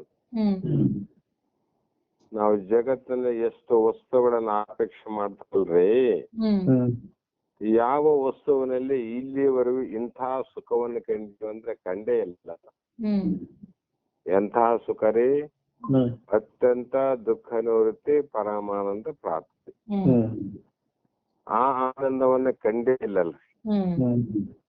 ಅಂದಾಗ ಇವನಿಗೆ ಬೇಕಾದದ್ದು ಮೋಕ್ಷದ ಆನಂದ, ಸ್ವರೂಪ ಆನಂದ ಬೇಕಾಗ್ಯದ, ಮೋಕ್ಷದ ಆನಂದ ಬೇಕಾಗ್ಯದ. ಆ ಕಾರಣ ಅವರಿಗೆ ಅಲ್ಲ ಎಂಬ ಭಾವ. ಕಾರಣ ಅದನ್ನೇ ಇಲ್ಲಿ ಹೇಳ್ತಾರ, ಮೂಢರಿಗೆ ನಿಸ್ತಾರ್ಥ ದಶೆಯಿಂದ ಶಿಲೆಯಲ್ಲಿ ಮಾಡಿದರು ಹರಿ ಹರಾದ್ಯ ಆಕಾರ ಮೂರ್ತಿಗಳು. ಯಾರ ಸಲುವಾಗಿ ಅಂದ್ರೆ ಮೂಢರಿಗಾಗಿ. ಆ ಮೂರ್ತಿಗಳನ್ನ ಜೋಡಿಸಿಯರು ಆಯಾ ಮೂರ್ತಿಗಳು ಪೂಜಾದಿ ವಿಧಿಗಳ ಕ್ರಮದಿಂದಲೇ ಮತ್ತೆ ಕ್ರಮದಿಂದ ಪೂಜಾ ವಿಧಾನಗಳನ್ನು ಹೇಳಿದರು, ಮೂರ್ತಿಗಳನ್ನು ಸ್ಥಾಪನೆ ಮಾಡಿದರು. ನೋಡಲು ವಿಚಾರ ಮಾಡಿ ನೋಡಲು ದೇವತೆಗಳು ಊರ್ಧ್ವ ಲೋಕದಲ್ಲಿ ವಾಸ ಮಾಡ್ಯಾರು. ನಮ್ಗಿಷ್ಟೇ ಕಲ್ಪನೆ ಬರುವುದು, ಆ ದೇವತೆಗಳು ನಿರಾಕಾರವಾಗಿ ಆಯಾ ಲೋಕದಲ್ಲಿ ಇರೋರು ಈ ಲೋಕಕ್ಕೆ ಹೆಂಗ್ ಬಂದ್ರು? ಒಂದು ದಿನ ವಿಚಾರ ಮಾಡ್ಲೇ ಇಲ್ಲ ನಾವು. ಈ ಬೇರೆಯವರು ಮೊನ್ನೆ ಮಹಾರಾಷ್ಟ್ರದಿಂದ ಗೋವಾದಿಂದ ಕರ್ನಾಟಕ ಎಷ್ಟೋ ಜನ ಬಂದ್ರೆ ನಾವು ವಿಚಾರ ಮಾಡ್ತಿದ್ವಿ, ನೀವು ಬಾಂಬೆ ಮಹಾರಾಷ್ಟ್ರದಿಂದ ಬಂದ್ರೆ ದೂರ ಇರ್ರಿ, ಗೋವಾದಿಂದ ಬಂದವ್ರು ದೂರ ಇರ್ರಿ, ವಿಚಾರ ಮಾಡ್ತಿದ್ವಿಲ್ಲಮ್ಮ. ಯಾಕಂದ್ರೆ ಅಲ್ಲಿ ಪಾಸಿಟಿವ್ ಕೇಸ್ ಬಹಳ ಅವ. ಆದ್ರೆ ಮತ್ತೆ ಅಲ್ಲಿ ಅವ್ರು ಇಲ್ಲಿ ಹೇಗೆ ಬಂದ್ರಪ್ಪ? ವಾಹನ ಸೌಕರ್ಯ ಇಲ್ಲ, ಆಮೇಲೆ ಇನ್ನೊಂದು ಸೌಕರ್ಯ ಇಲ್ಲ. ಆದ್ರೂ ಕೂಡ ಅಲ್ಲಿಂದ ಇಲ್ಲಿಗೆ ಬಂದಾರಂದ್ರೆ ಒಂದೇನೋ ಕಾರಣ ಇದೆ ಅಂತ ಅರ್ಥ ಆಯ್ತು. ಯಾರಿಗ್ ಗೊತ್ತಾಗಲಾರ್ದಂಗೆ ಯಾವುದೇ ಒಂದು ವಾಹನದ ಸಹಾಯದಿಂದ ಇಲ್ಲಿ ಬಂದಾರಂತ ಅರ್ಥ ಮಾಡ್ಬೇಕು, ಅಥವಾ ಮಹಾರಾಷ್ಟ್ರದಿಂದ ಕರ್ನಾಟಕ ಬೆಂಗಳೂರಿಗೆ ಒಂದೇ ಸಲ ಜಿಗದಾರ ಅಂತೇಳಿ ಅರ್ಥ ಮಾಡ್ಬೇಕು. ಜಿಗಲಿಕ್ ಬರೋದಿಲ್ಲ. ಏನಾದ್ರೂ ಕಳ್ಳದಾರಿಯಿಂದ ಒಂದು ವಾಹನದ ವ್ಯವಸ್ಥೆಯಿಂದ ಬಂದಿರ್ತಾರೆ. ಅದಂಗ ಆ ಲೋಕದಲ್ಲಿರ್ತಕ್ಕಂಥ ದೇವತೆಗಳು ಈ ಲೋಕಕ್ಕೆ ಹೆಂಗ್ ಬಂದ್ರು? ಬಂದಾರಲ್ಲ, ಮಿಲ್ಯಾರಂತ ಓದ್ತೀವಲ್ಲ ನಾವು. ಬಂದಾರ ಹೆಂಗ್ ಬಂದ್ರು ಇವ್ರು? ವಾಹನವನ್ನು ತಗೊಂಡು ಬಂದ್ರು, ಅಥವಾ ಆಕಾಶದಿಂದ ಭೂಲೋಕಕ್ಕ ಜಿಗಿದು ಬಂದ್ರು. ಅದನ್ನಾದ್ರೂ ಒಂದು ಕಾರಣವನ್ನ ವಿವೇಕದಿಂದ ವಿಚಾರ ಮಾಡ್ಬೇಕು. ಅವ್ರು ಬಂದೇ ಇಲ್ಲ ಪಾಪ, ಹೌದಿಲ್ಲಮ್ಮ? ಆದ್ರೂ ಕೂಡ ನಾವು ತಿಳ್ಕೊಂಡಿದ್ದೀವಿ ಬರ್ಲಾರ್ದಾರ ಬಂದಾರಂತ ಕಂಪ್ಲೀಟ್. ಯಾರು ಬಂದಿಲ್ಲ ಬಂದಾರ, ಯಾರು ಬಂದಾರ ಅವ್ರು ಬರೋದಿಲ್ಲ ಅಂತ ಕಂಪ್ಲೀಟ್ ನಾವು. ಅದಕ್ಕಾಗಿ ನಮಗ್ ಯಾಕೆ ಗದ್ಲಕ್ ಬಿತ್ತು ಅಂದ್ರೆ ಮುಮುಕ್ಷುವಿಗೆ ಇದೇ ಗದ್ಲ ನೋಡ್ರಿ. ಆದ್ರೆ ಅವರು ಮಾಡಿದ್ದು ಕ್ರಮದಿಂದ ಮಾಡ್ಯಾರ. ನೋಡಲು ಆ ದೇವತೆಗಳು ಊರ್ಧ್ವಲೋಕದೇ ವಾಸ ಮಾಡಿರುವರು, ಈ ಲೋಕ ಮಧ್ಯದಲ್ಲಿ ಮೂರ್ತಿಗಳವು. ಈ ಲೋಕದಲ್ಲಿ ಮೂರ್ತಿಗಳವಷ್ಟೇ, ದೇವತೆಗಳಿಲ್ಲ. ದೇವತೆಗಳಿಲ್ಲ. ಈಗ ಸಹಜವಾಗಿ ನಮ್ಮ ಭಾರತ ದೇಶದ ಆತ್ಮರಾಮ ಅಂತ ಅನ್ನಿಸಿಕೊಂಡಂತ ಮಹಾತ್ಮ ಗಾಂಧಿ ಇದ್ದನ್ರಿ. ಮಹಾತ್ಮ ಗಾಂಧಿ ಆ ಸ್ಟ್ಯಾಚ್ಯೂ ನೋಡ್ರಿ. ಈಗ ನಮ್ಮ ಭಾರತ ದೇಶದ ಲೋಕಸಭೆಯ ಸಭಾಂಗಣದಲ್ಲಿ ನೆಹರು, ಗಾಂಧಿ, ಇನ್ನೂ ಹಲವು ವ್ಯಕ್ತಿಗಳ ಮೂರ್ತಿಗಳನ್ನ ಸ್ಥಾಪನೆ ಮಾಡ್ಯಾರ. ಅಷ್ಟಲ್ಲದೆ ಬೀದಿಗಳಲ್ಲಿ ಪ್ರತಿಯೊಂದು ದೊಡ್ಡ ದೊಡ್ಡ ಪಟ್ಟಣಗಳಲ್ಲಿ, ಸರ್ಕಲ್ಗಳಲ್ಲಿ ಮಹಾತ್ಮ ಗಾಂಧಿ ಚೌಕ್ ಅಂತ ಒಂದು ಇದ್ದೇ ಇರ್ತದ. ಯಾವ ಸಿಟಿಯಲ್ಲಿ ಆದ್ರೂ ಹೋಗಿ ನೋಡ್ರಿ ನೀವು. ಆದ್ರೆ ಮಹಾತ್ಮ ಗಾಂಧಿ ದಾನಿನಲ್ಲಿ ಇಲ್ಲಲ್ರಿ. ಹಂಗ ಅಲ್ಲಿರುವಂತ ದೇವತೆಗಳು ಇಲ್ಲಿ ಯಾರಂದ್ರೆ ಅದರಲ್ಲಿ ದೇವತೆಗಳು ಇಲ್ಲ ಅಂತ ಹೇಳ್ಬೇಕು ನಾವು. ಅವರ ಮೂರ್ತಿ ಅದ, ಗಾಂಧಿ ಮೂರ್ತಿ ಅದ, ಗಾಂಧಿ ಮಹಾತ್ಮ ಅದ್ರಾಗ. ಅದ್ರಂಗ ಸಕಲ ದೇವತೆಗಳ ಮೂರ್ತಿ ಅವ, ಆಯಾ ದೇವತೆಗಳು ಅದರಲ್ಲಿಲ್ಲ. ಈ ರೀತಿ ಮೂರ್ತಿಗಳು ನೋಡಲಿಯವು, ಅದರಿಂದ ಜಗತ್ತಿಗಂ ಅತೀಕವಾಗುವುದು ಕೇಳಲವೇ ಅಂತ ಹೇಳಿ, ಅರಿಯೇ ನೀನು ಮುಮುಕ್ಷಿದ್ದಪ್ಪ, ನೀನು ಬ್ರಹ್ಮಜ್ಞಾನ ಹೊಂದವನಿದ್ದಪ್ಪ, ನೀನು ಜ್ಞಾನಿಯಾಗವನು, ನೀನು ಅರಿಯೇ. ನೀನು ಗುರುಗಳು ಹೇಳದಂತೆ ತತ್ವಮಸಿ ಮಹಾವಾಕ್ಯದಿಂದ ಆ ಪರಬ್ರಹ್ಮನೇ ನೀನಿದ್ದಿ. ಆ ಪರಬ್ರಹ್ಮದೊಳಗೆವು ತೋರುತ್ತಿರುವವು. ಬ್ರಹ್ಮನಲ್ಲಿ ಇವೆಲ್ಲ ತೋರ್ತಾವ ನೋಡ್ರಿ. ಆ ತೋರುವಂತ ದೇವತೆಗಳು ನಾನಲ್ಲ, ಆ ದೇವತೆಗಳಿಗೆ ಆಧಾರವಾಗಿರ್ತಕ್ಕಂತ ಪರಬ್ರಹ್ಮನೇ ನಾನೆಂಬ ಭಾವನೆ ಎನ್ನೋಳು ಸಿದ್ಧ ಇರುವ ಕಾರಣದಿಂದ ಎಷ್ಟು ದೃಢವಾದ ಬಲದಿಂದ ಹೇಳ್ತಾರೆ ನೋಡ್ರಿ ಸರ್ಪಭೂಷಣ್. ಆ ಭಾವನೆ ನನ್ನಲ್ಲಿ ಅದ, ಬ್ರಹ್ಮನೇ ನಾನೆಂಬ ಭಾವನೆ ನನ್ನಲ್ಲಿ ಸಿದ್ಧವಾಗ್ಯದಂತಾರ ಅವ್ರು. ಆ ಕಾರಣದಿಂದ ನನ್ನ ಹೃದಯಾಂತರದಿ ಮೂಢನಂಬಿಕೆ ಮಾತುಗಳು, ತರದ ವಿಧಿ ವಾಕ್ಯಗಳು ಸೇರಲು ಎಡೆ ಇಲ್ಲ, ಅಂದ್ರೆ ಜಾಗಿಲ್ಲ. ಕೆಲವು ಮೂಢರು ಹೇಳ್ತಾರ ನೋಡ್ರಿ, ನಮ್ಮ ದೇಶದಾಗಂತೂ ಬಹಳ ಆಗ್ಬಿಟ್ರಿಲ್ಲ ಅಂತಲ್ಲ, ಆದ್ರೆ ಒಂದು ವಿಚಾರ ಮಾಡಿದ್ರೆ ಇವು ಸುಳ್ಳಂತಲ್ಲ.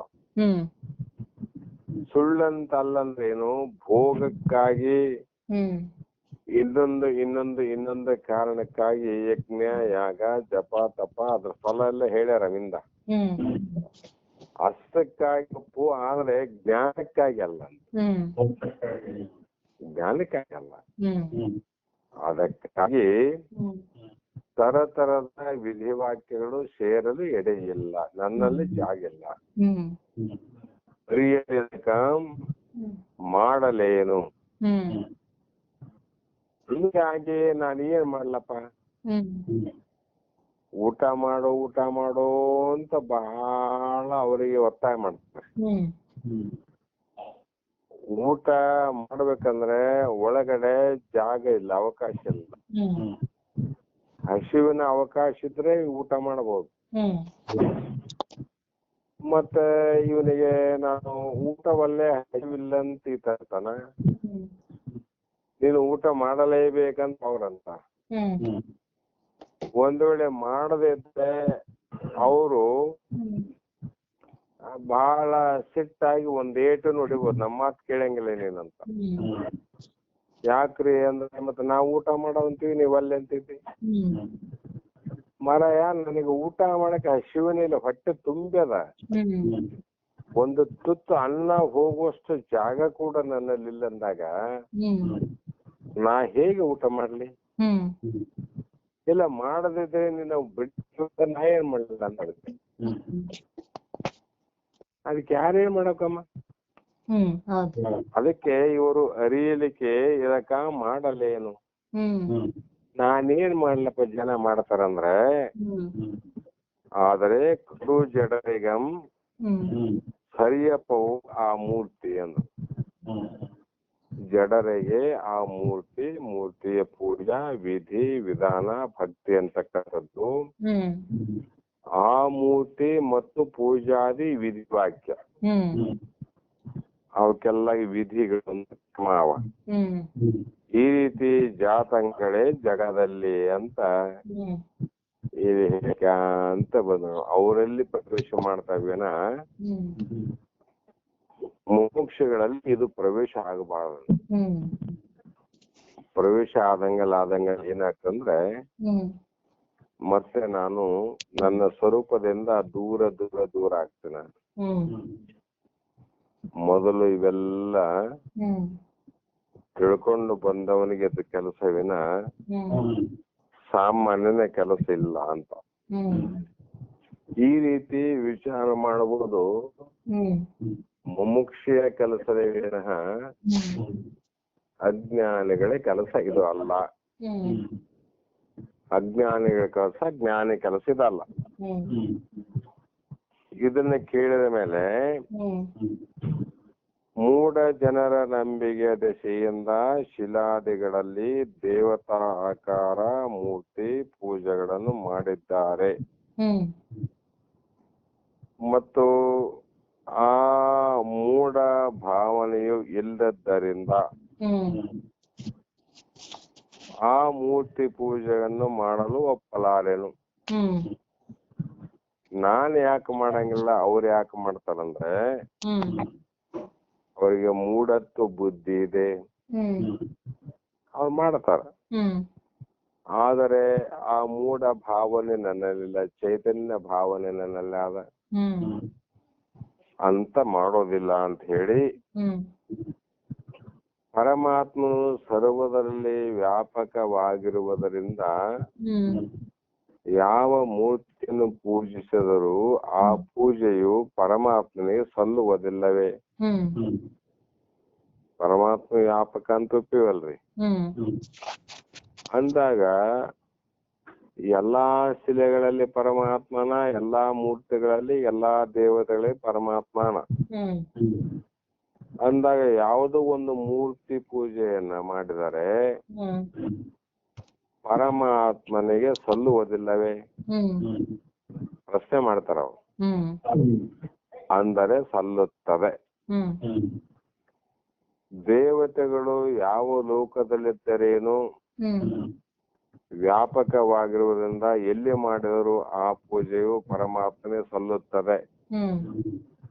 ಕೆಲವು ಹೇಳ್ತಾರಲ್ರಿ, ಎಲ್ಲಾ ದೇವರು ಅಂದ್ರೆ ಬೇರೆ ಇಲ್ಲಪ್ಪ, ಒಂದೇ ಅಂತ ಹೇಳ್ತೀವಿ. ಆದ್ರೆ ಒಂದೇ ದೇವರಿಗೆ ನಾವು ಕಟ್ಟಾಗಿ ಎಂದು ನಿಷ್ಠೆ ಇಟ್ಟಿಲ್ಲ. ಒಂದು ದೇವತೆಯಲ್ಲಿ ನಿಷ್ಠೆ ಇಟ್ಟಿಲ್ಲ ನಾವು. ಆ ದೇವ್ರು ಅಂದ್ರೆ ಅಲ್ಲಿಗೆ ಹೋಗ್ತೀವಿ, ಅಲ್ಲಿ ಚಲೋ ಅಂದ್ರೆ ಅಲ್ಲಿಗೆ ಹೋಗ್ತೀವಿ, ಅಲ್ಲಿ ಚಲೋ ಅಂದ್ರೆ ಅಲ್ಲಿಗೆ ಹೋಗ್ತೀವಿ. ಅದು ತಿಳ್ಕೊಂಡದ್ ಏನಾದಂದ್ರೆ ಎಲ್ಲಾ ದೇವರು ಅಂದ್ರೆ ಒಂದೇ ಅಂತೀವಿ. ಒಂದೇ ಅಂದ್ರೆ ಒಂದು ದೇವರನ್ನ ನಾವು ನಂಬಿಲ್ಲ, ಎಲ್ಲಾ ದೇವ್ರನ್ನ ನಂಬಿವಿ. ಮತ್ತ ಒಬ್ಬ ಪರಮಾತ್ಮನಿಗೆ ಪೂಜೆ ಮಾಡಿದ್ರೆ ಎಲ್ಲರಿಗೂ ಮಾಡಿದಂಗಲ್ರಿ. ದೇವತೆಗಳು ಯಾವ ಲೋಕದಲ್ಲಿದ್ದೇರೇನು ವ್ಯಾಪಕವಾಗಿರುವುದನ್ನ ಎಲ್ಲಿ ಮಾಡಿದರೂ ಆ ಪೂಜೆಯು ಪರಮಾತ್ಮನಿಗೆ ಸಲ್ಲುತ್ತದೆ. ಅವನು ವ್ಯಾಪಕ ಅಂದ್ರೆ ಈ ಲೋಕದಲ್ಲಿ ಮಾಡಿದ್ರು ಅಲ್ಲಿ ಸಲ್ತದ, ಇನ್ನೊಂದಲ್ಲಿ ಮಾಡಿದ್ರು ಸಲ್ತದ ಅಂತ ವಿಚಾರ ಮಾಡಿದರೆ, ನೀವು ಅದ್ವೈತಗಳಾದ್ದರಿಂದ ಎಲ್ಲವೂ ಪರಮಾತ್ಮ ಸ್ವರೂಪವೆಂದು ತಿಳಿದಿರುವ ಕಾರಣ ದೇವತಾ ಅರ್ಚನೆ ಮಾಡಲು ಅಭ್ಯಂತರವೇನು? ನೀವು ವೇದಾಂತಿಗಳು ಎಲ್ಲವೂ ಬ್ರಹ್ಮ ಸ್ವರೂಪ ಅಂತೀರಿ ಅಂದಾಗ ನೀವು ಇಂಥ ಒಂದು ಪೂಜಾದಿಗಳನ್ನ, ದೇವತೆಗಳ ಅರ್ಚನೆಯನ್ನ, ದೇವತೆಗಳ ವಿಧಿ ವಿಧಾನಗಳನ್ನ ಮಾಡಿದ್ರೆ ನಿಮಗೇನು ನಷ್ಟ? ಯಾಕೆ ಮಾಡಂಗಿಲ್ಲ ಎಂಬ ಪ್ರಶ್ನೆಗೆ ಕೆಲವರು ಪರಮಾತ್ಮನು ಏಕ ದೇಶದಲ್ಲಿರುವನೆಂದು ಅರಿತುಕೊಂಡಂತೆ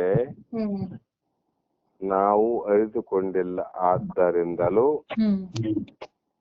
ಜಗತ್ತಿನ ಜನ ಹೆಂಗ ತಿಳ್ಕೊಂಡ ಪರಮಾತ್ಮ ಏಕದೇಶ ಅಂದ್ರೆ ಒಂದು ಜಾಗದಲ್ಲಿ ಕೈಲಾಸದಲ್ಲೋ ವೈಕುಂಠದಲ್ಲೋ ಎಲ್ಲೋ ವಾಸವಾಗಿದ್ದಾನೆ ಅಂತ ಅವ್ರು ತಿಳ್ಕೊಂಡಾರ ಮಾಡೋರು. ನಾವು ಆ ಪರಮಾತ್ಮ ಸರ್ವಾಂತರ್ಯಾಮಿ ಅಂದಾಗ ಆ ಪರಮಾತ್ಮ ನಮ್ಮ ಸ್ವರೂಪನೇ ಇರುವುದರಿಂದ ನಮ್ಮಲ್ಲಿ ಪೂಜಕ ಭಾವನೆ ಇಲ್ಲವೆಂದು. ನಮ್ಮಲ್ಲಿ ಪೂಜ್ಯ ಅಂದ್ರೆ ಪೂಜಕ, ಪೂಜಿಸಿಕೊಳ್ಳುವವನೊಬ್ಬ, ಪೂಜೆ ಮಾಡುವವನು ಇನ್ನೊಬ್ಬ. ಈ ಭಾವನೆ ನಮ್ಮಲ್ಲಿಲ್ಲ ಅಂದ್ರ,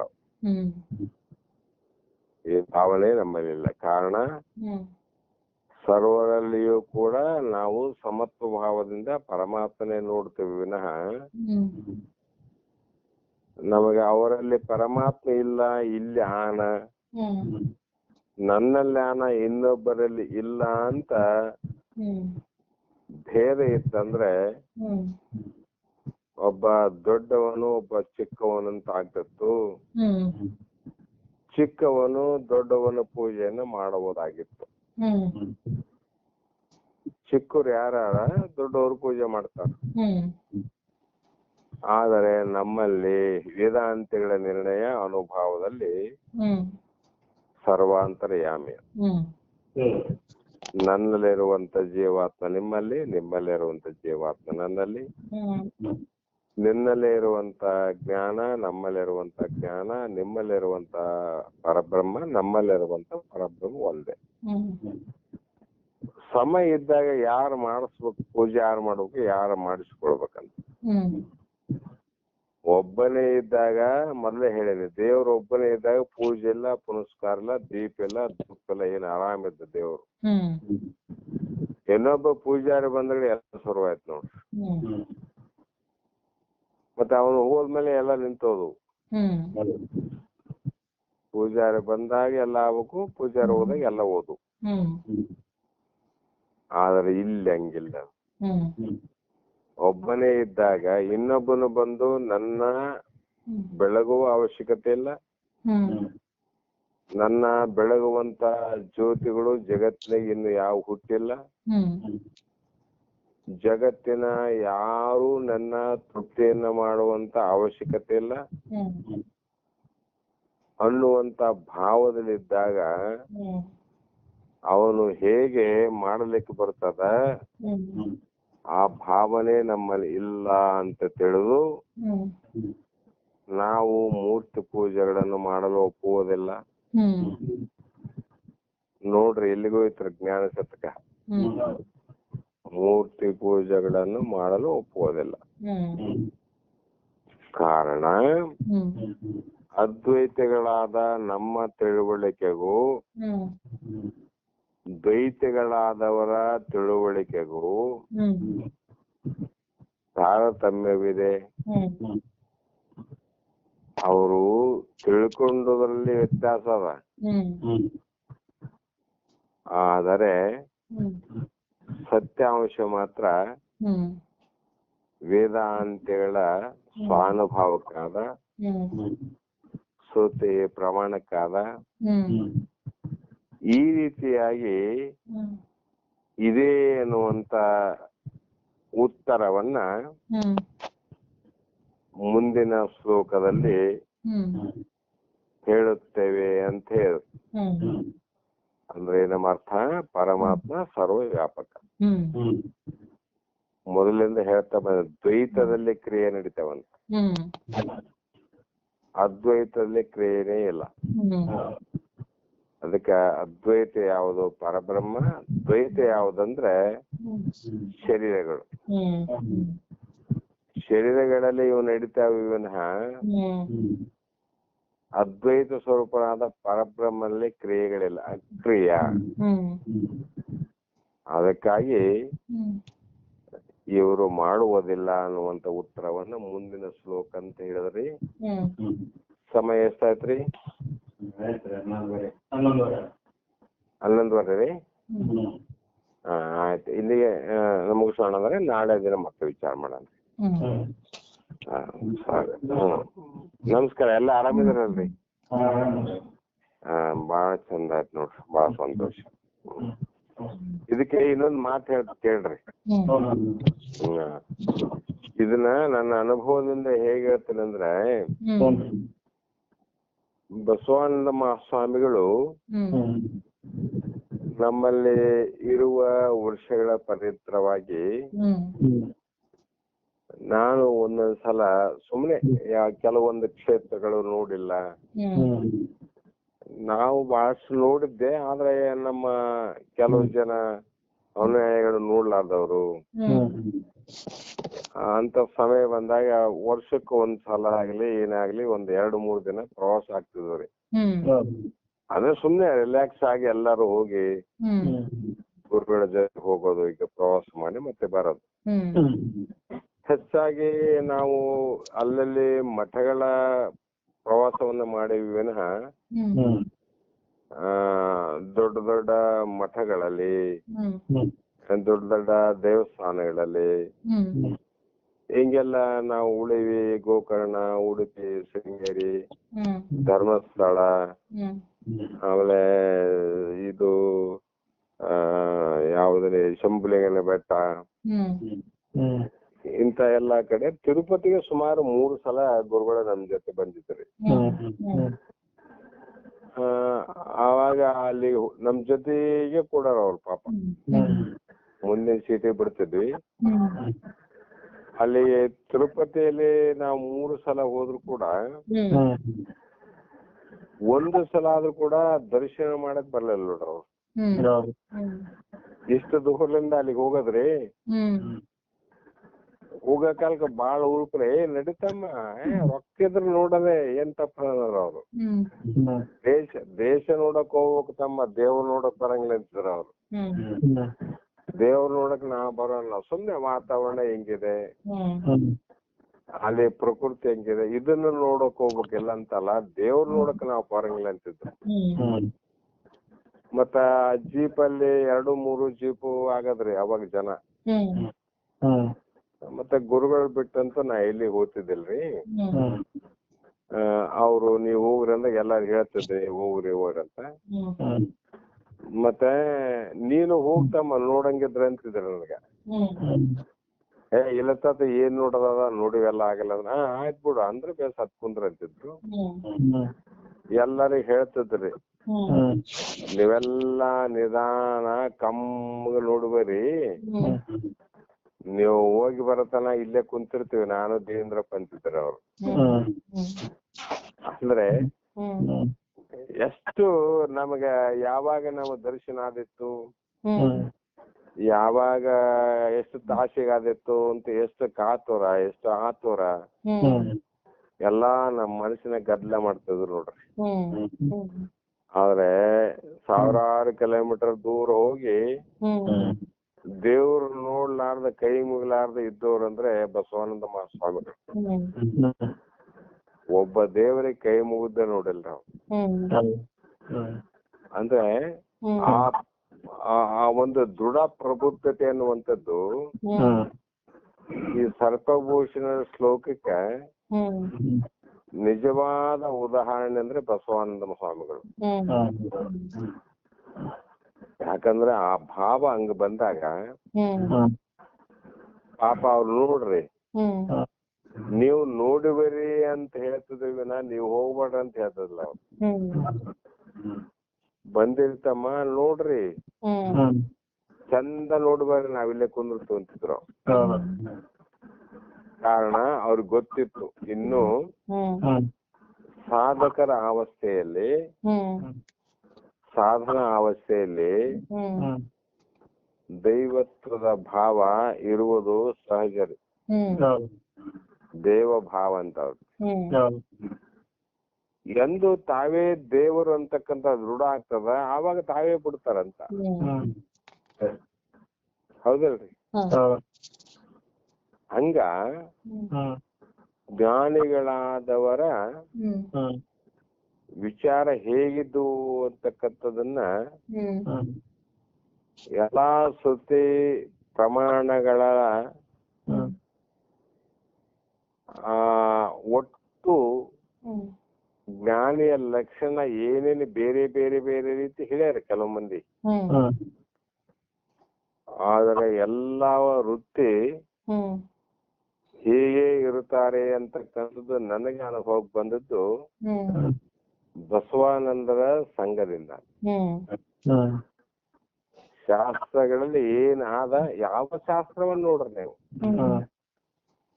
ಹೇಳುವ ಶೈಲಿ ಬೇರೆ ಇರ್ತಾವ, ಹೇಳುವ ಶಬ್ದಗಳು ಬೇರೆ ಇರ್ತಾವ, ಹೇಳುವ ದೃಷ್ಟಾಂತಗಳು ಬೇರೆ ಇರ್ಬೋದು,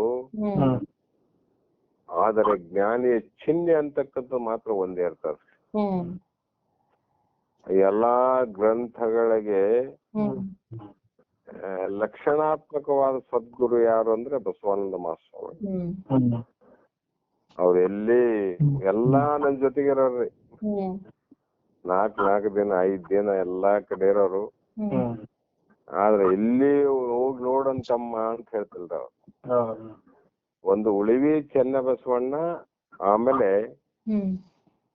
ಶಂಭುಲಿಂಗನ ಬೆಟ್ಟ, ನಿಜಗುಣರ ಮೂಲ ಶಂಭುಲಿಂಗನ ಬೆಟ್ಟ ಅವ್ರು ನೋಡ್ಬೇಕಂತ ಹೇಳಿಲ್ರಮ್ಮ. ನಾನು ಯಥಾರ್ಥವಾಗಿ ಒಂದ್ಸಲ ಪ್ರಶ್ನೆ ಮಾಡಿದ್ದೆ, ಅಪ್ಪ ನೀವು ಶಂಭುಲಿಂಗನ ಬೆಟ್ಟವನ್ನ ನೋಡಿರೇನು ನಿಜಗುಣರ ಸ್ಥಾನ ಅಂದಾಗ, ಇಲ್ಲ ತಮ್ಮ ಮಂದಿ ಹೇಳದ್ ಕೇಳೀನಿ, ಇಲ್ಲಿ ಕೊಳ್ಳೇಗಾಲ ಚಿಲಕವಾಡಿ ಈ ಕಡೆ ಮೈಸೂರ್ ಕಡೆ ಬರ್ತದಂತ, ನಾನು ನೋಡಿಲ್ಲಪ್ಪ ಸುಳ್ಳು ಯಾಕೆ ಹೇಳಂದ ಅವ್ರು. ಅಂದಾಗ ನಾನಂದೆ ತಾತ ನಾವು ನೋಡಿಲ್ಲ, ಒಂದ್ಸಲ ಹೋಗಿ ಬರೋಣ ಅಂತ. ಪ್ರವಾಸ ಡಮ್ರಿ ಒಂದ್ಸಲ ಹೋಗಿ ಬರೋಣ ಅಂದ್ರೆ, ಆಯ್ತಮ್ಮ ನಿಮ್ ಇಷ್ಟ ಅಂತ ಹೇಳಾರ. ಅದಕ್ಕೂ ಕೂಡ ಹೀಗೆ ಹೋಗಿ ಬಂದವ್ರು ನೋಡ್ರಿ ನಾವು. ಅವ್ರಿಗೆ ನಾನ್ ನೋಡ್ಲೇಬೇಕಂತ ಇಚ್ಛಿದ್ದಿಲ್ಲ, ನಾನು ನೋಡಿಲ್ಲ ತಮ್ಮ, ಮಂದಿ ಹೇಳದ್ ಕೇಳೇನಿ ಅಂದಾಗ ನಾವು ನೋಡ್ದಂಗ ಆಗ್ತದ, ಗುರುಗಳು ಕೂಡ ಆ ಜಾಗವನ್ನು ನೋಡ್ದಂಗ ಆಗ್ತದ ಅಂತಕ್ಕಂತ ಭಾವದಿಂದ ಮತ್ತೆ ಪ್ರವಾಸ ಹಾಕವ್ರು. ಅಂದ್ರೆ ಅರ್ಥಾತ್ ಅವರ ಸಹವಾಸದಲ್ಲಿ ಇರುವಾಗ ನಮ್ಮ ಸ್ವಾರ್ಥಕ್ಕಾಗಿ ನಾವ್ ಯಾವ್ದು ಮಾಡಿಲ್ರಿ. ನಮಗೋಸ್ಕರ ಇಲ್ಲಿ ಹೋಗ್ಬೇಕು, ಬರ್ಬೇಕು, ಮಾಡ್ಬೇಕು, ತಿನ್ಬೇಕು, ಉಣ್ಬೇಕಂತ ಏನಿಲ್ರಿ. ಗುರುಗಳ ಅಭಿಪ್ರಾಯ ಅದಕ್ಕೆ ತಕ್ಕಂತೆ ನಾವು ಅವರ ಹೆಜ್ಜೆಯನ್ನು ಹಾಕಿದವರ ವಿನಃ ಅವರ ಅಭಿಪ್ರಾಯವನ್ನು ಬಿಟ್ಟು ಯಾವುದೇ ಕಾರ್ಯವನ್ನು ಮಾಡ್ಲಿಲ್ಲ. ಕಾರಣ ಮಾಡಕ್ ಮನಸ್ಸೇ ಬರ್ಲಿಲ್ಲ ನಾವು. ಕಾರಣ ಕೈಲಾಸದಲ್ಲಿರುವಂತ ಒಬ್ಬ ಪರಮಾತ್ಮ, ನಿರಾಕಾರವಾಗಿರ್ತಕ್ಕಂತ ಪರಮಾತ್ಮನೇ ಸಗುಣ ರೂಪದಿಂದ ನಿರ್ಗುಣವನ್ನ ಬಿಟ್ಟು ಸಗುಣ ರೂಪವನ್ನು ತೊಟ್ಟು ನಿತ್ಯ ನಿತ್ಯ ನಿತ್ಯ ಹಗಲ ರಾತ್ರಿ ಪ್ರತ್ಯಕ್ಷ ನಮ್ಗೆ ದರ್ಶನ ಕೊಡ್ತಾರಂದ್ರೆ ಇದಕ್ಕಿಂತ ಇನ್ನೆಂತ ದೇವ್ರು ಅಂತ ಹಿಂಗ ಭಾವ ಬಂತ ನಮ್ಗೆ. ಆ ಕಾರಣದಿಂದ ನಾವು ಗುರುಗಳು ಬಂದ್ಮೇಲೆ ನಾವು ಮೊದಲೆಲ್ಲ ಲಿಂಗ ಪೂಜೆ ಅದು ಇದೆಲ್ಲ ಬಹಳ ಮಾಡ್ತಿದ್ನವ ನಾನು. ಅವ್ರು ಬಂದ ನಂತರ ಲಿಂಗದ ಕಾಯಿ ತೆಗೆದ್ವಿ, ಕೊರಳಲ್ಲಿ ಹಾಕೋ ಮನಸ್ಸೇ ಆಗ್ಲಿಲ್ಲ ನಮ್ಗೆ. ಸಿದ್ಲಿಂಗ ತಾತ ಬಂದಾಗ ಪೂಜೆ ಮಾಡೋದ್ ಬಿಟ್ಟಿದ್ನಮ್ಮ ನಾನು, ಲಿಂಗದ ಕಾಯಿ ಇತ್ತು. ಇದನ್ ತೆಗೆದ್ರೆ ಜನ ಏನಂತಾರೆ ಏನಂತ ಇನ್ನೂ ಭಾವ ಇತ್ತು ನಮ್ಗ. ಇವ್ರು ಬಂದು ಶಾಸ್ತ್ರ ಹೇಳಿದ್ರಾಗ ಅದು ಕೂಡ ಭಾರ ಆಯ್ತು ನೋಡ್ರಿ ನಮಗ. ತೆಗೆದು ನಾವು ಮನೆಯಲ್ಲಿ ಕೊಟ್ಟಿನಿ, ಅದು ಎಲ್ಲಿದೆ ಅಂತ ಇವತ್ತಿಗೆ ನೆನ್ಪು ಮಾಡಿಲ್ಲ ನಾವು. ಅದು ಯಾವ ಡಬ್ಬದಾಗ ಇಟ್ಟರು, ಎಲ್ಲಿಟ್ಟರು, ಇದು ಇವತ್ತಿಗೂ ನಾವು ಅದ್ ನೆನ್ಪು ಮಾಡಿಲ್ಲ, ಎಲ್ಲಿ ಆದಂತ ಕಲ್ಪನೆ ಇಲ್ಲ. ಆದರೆ ಅವತ್ತಿನಿಂದ ಏನಾಯ್ತು ಅಂದ್ರೆ, ನಾನು ಸ್ನಾನ ಮಾಡಿದ ತಕ್ಷಣ ಎರಡೇ ಊದಿನ ಕಡ್ಡಿ ಹಚ್ಚಿಕೊಂಡು ಬಂದು ಒಂದಿಷ್ಟು ಭಸ್ಮ ತಗೊಂಬಂದು ಆತಗ ಸ್ನಾನ ಆದ ತಕ್ಷಣ ಅವ್ರಿಗೆ ಭಸ್ಮ ಧಾರಣೆಯನ್ನು ಮಾಡೋದು, ಅವ್ರ ಪಾದಕ್ಕಿಷ್ಟು ಭಸ್ಮ ಹಚ್ಚೋದು, ಪಾದಕ್ಕೆ ಊದುಬತ್ತಿಯನ್ನು ಬೆಳಗೋದು, ಅಲ್ಲೇ ನಮಸ್ಕಾರ ಮಾಡಿ ಕೈ ಮುಗಿದು ಬಿಡೋದು. ಇದೇ ಪೂಜೆ ನಮಗ ಅವಾಗ. ಕಾರಣ ಏನಂದ್ರೆ ಮೊದಲು ಇದ್ದಂತ ಕಲ್ಪನೆಗಳು ದೂರ ಆದವು. ಮೊದಲಿದ್ದಂತ ದೇವತಾ ಪೂಜೆಗಳು ವಿಧಿಗಳೇನಿದ್ವು ಎಲ್ಲವೂ ಮಾಯ ಆದವು. ಯಾರು ದೇವರು ಅಂದ್ರೆ ಗುರುನಾಥನೇ ದೇವರಾದ. ಆ ಕಾರಣದಿಂದ ಅದು ಬಿಡಬೇಕು ಅಂದ್ರೆ ಇನ್ನೊಂದು ಗಟ್ಟಿಯಾಗಿ ನಮಗೆ ಸಿಕ್ಕಾಗ ಅದನ್ನ ಬಿಡಬೇಕಂತ. ನಮಗೆ ಈತನೇ ನಿಜವಾದ ದೇವರು ಅಂತ ಭಾವ ಬಂದಾಗ ಆ ದೇವರನ್ನ ಬಿಟ್ಟಿವಿ ನಾವು. ಅದಕ್ಕೆ ನಮ್ಗೆ ಯಾವ ಭಯ ಆಗ್ಲಿಲ್ಲ, ಭೀತಿ ಆಗ್ಲಿಲ್ಲ. ಈ ಕೆಟ್ಟದಾದ್ರೂ ಕೂಡ ನಾವ್ ಯಾವ ಭಯಕ್ ಬೀಳಲಿಲ್ಲ, ಒಳ್ಳೇದಾದ್ರೂ ಕೂಡ ಬಹಳ ಹಿಗ್ಲಿಕ್ ಹೋಗ್ಲಿಲ್ಲ. ಕಾರಣ ಅಂದ್ರೆ ನಾವು ಆ ದೇವತೆಗಳನ್ನ ಬಿಟ್ಟದಕ್ಕಾಗಿ ಹಿಂಗಾಯ್ತು ಅಂತ ಎಂದು ಅನ್ಕೊಂಡಿಲ್ಲ. ಎಲ್ಲವೂ ಪ್ರಾರಬ್ಧ, ಎಲ್ಲವೂ ಪ್ರಾರಬ್ಧ, ಎಲ್ಲವೂ ನಿಜವಾದ ದೇವತ ಯಾರು ಅಂದ್ರೆ ಸದ್ಗುರುನಾಥ ಒಬ್ಬನೇ ಅನ್ನುವಂತ ಕಲ್ಪನೆ ಬಂದಾಗ ಎಲ್ಲವೂ ನಿಶ್ಚಿಂತ ಆಯ್ತು ನೋಡ್ರಿ. ಈಗೇನಿಲ್ಲ ನಮ್ ಕಾರ್ಯ, ಎದ್ದುಗಡೆನೂ ಒಂದ್ಸಲ ಚಾ ಕುಡ್ತೀವಿ, ಮತ್ತೆ ಅದು ಮಾಡಿ ಮೊದ್ಲು ಹಂಗೆಲ್ಲ ಇದ್ದಿಲ್ಲ, ಅದು ವಿಧಿ ವಿಧಾನಗಳಿದ್ದವು ನಮ್ಗೆ. ಈಗ ಉಲ್ಟಾ ಪಲ್ಟಾ ಆಗ್ತದೆ, ಅದೇನು ಹೆಚ್ಚಿನ ಗಮನ ಇಲ್ಲ, ಸುಮ್ನೆ ಹೇಳಿದಲ್ಲ ಅಷ್ಟೇ ಇಲ್ಲಿ ಸಂದರ್ಭಕ್ಕ. ಆಯ್ತು, ಎಲ್ಲರೂ ರೆಸ್ಟ್ ಮಾಡ್ರಿ. ನಮಸ್ಕಾರ ನಮಸ್ಕಾರ ನಮಸ್ಕಾರ ನಮಸ್ಕಾರ ನಮಸ್ಕಾರ ಸರ್.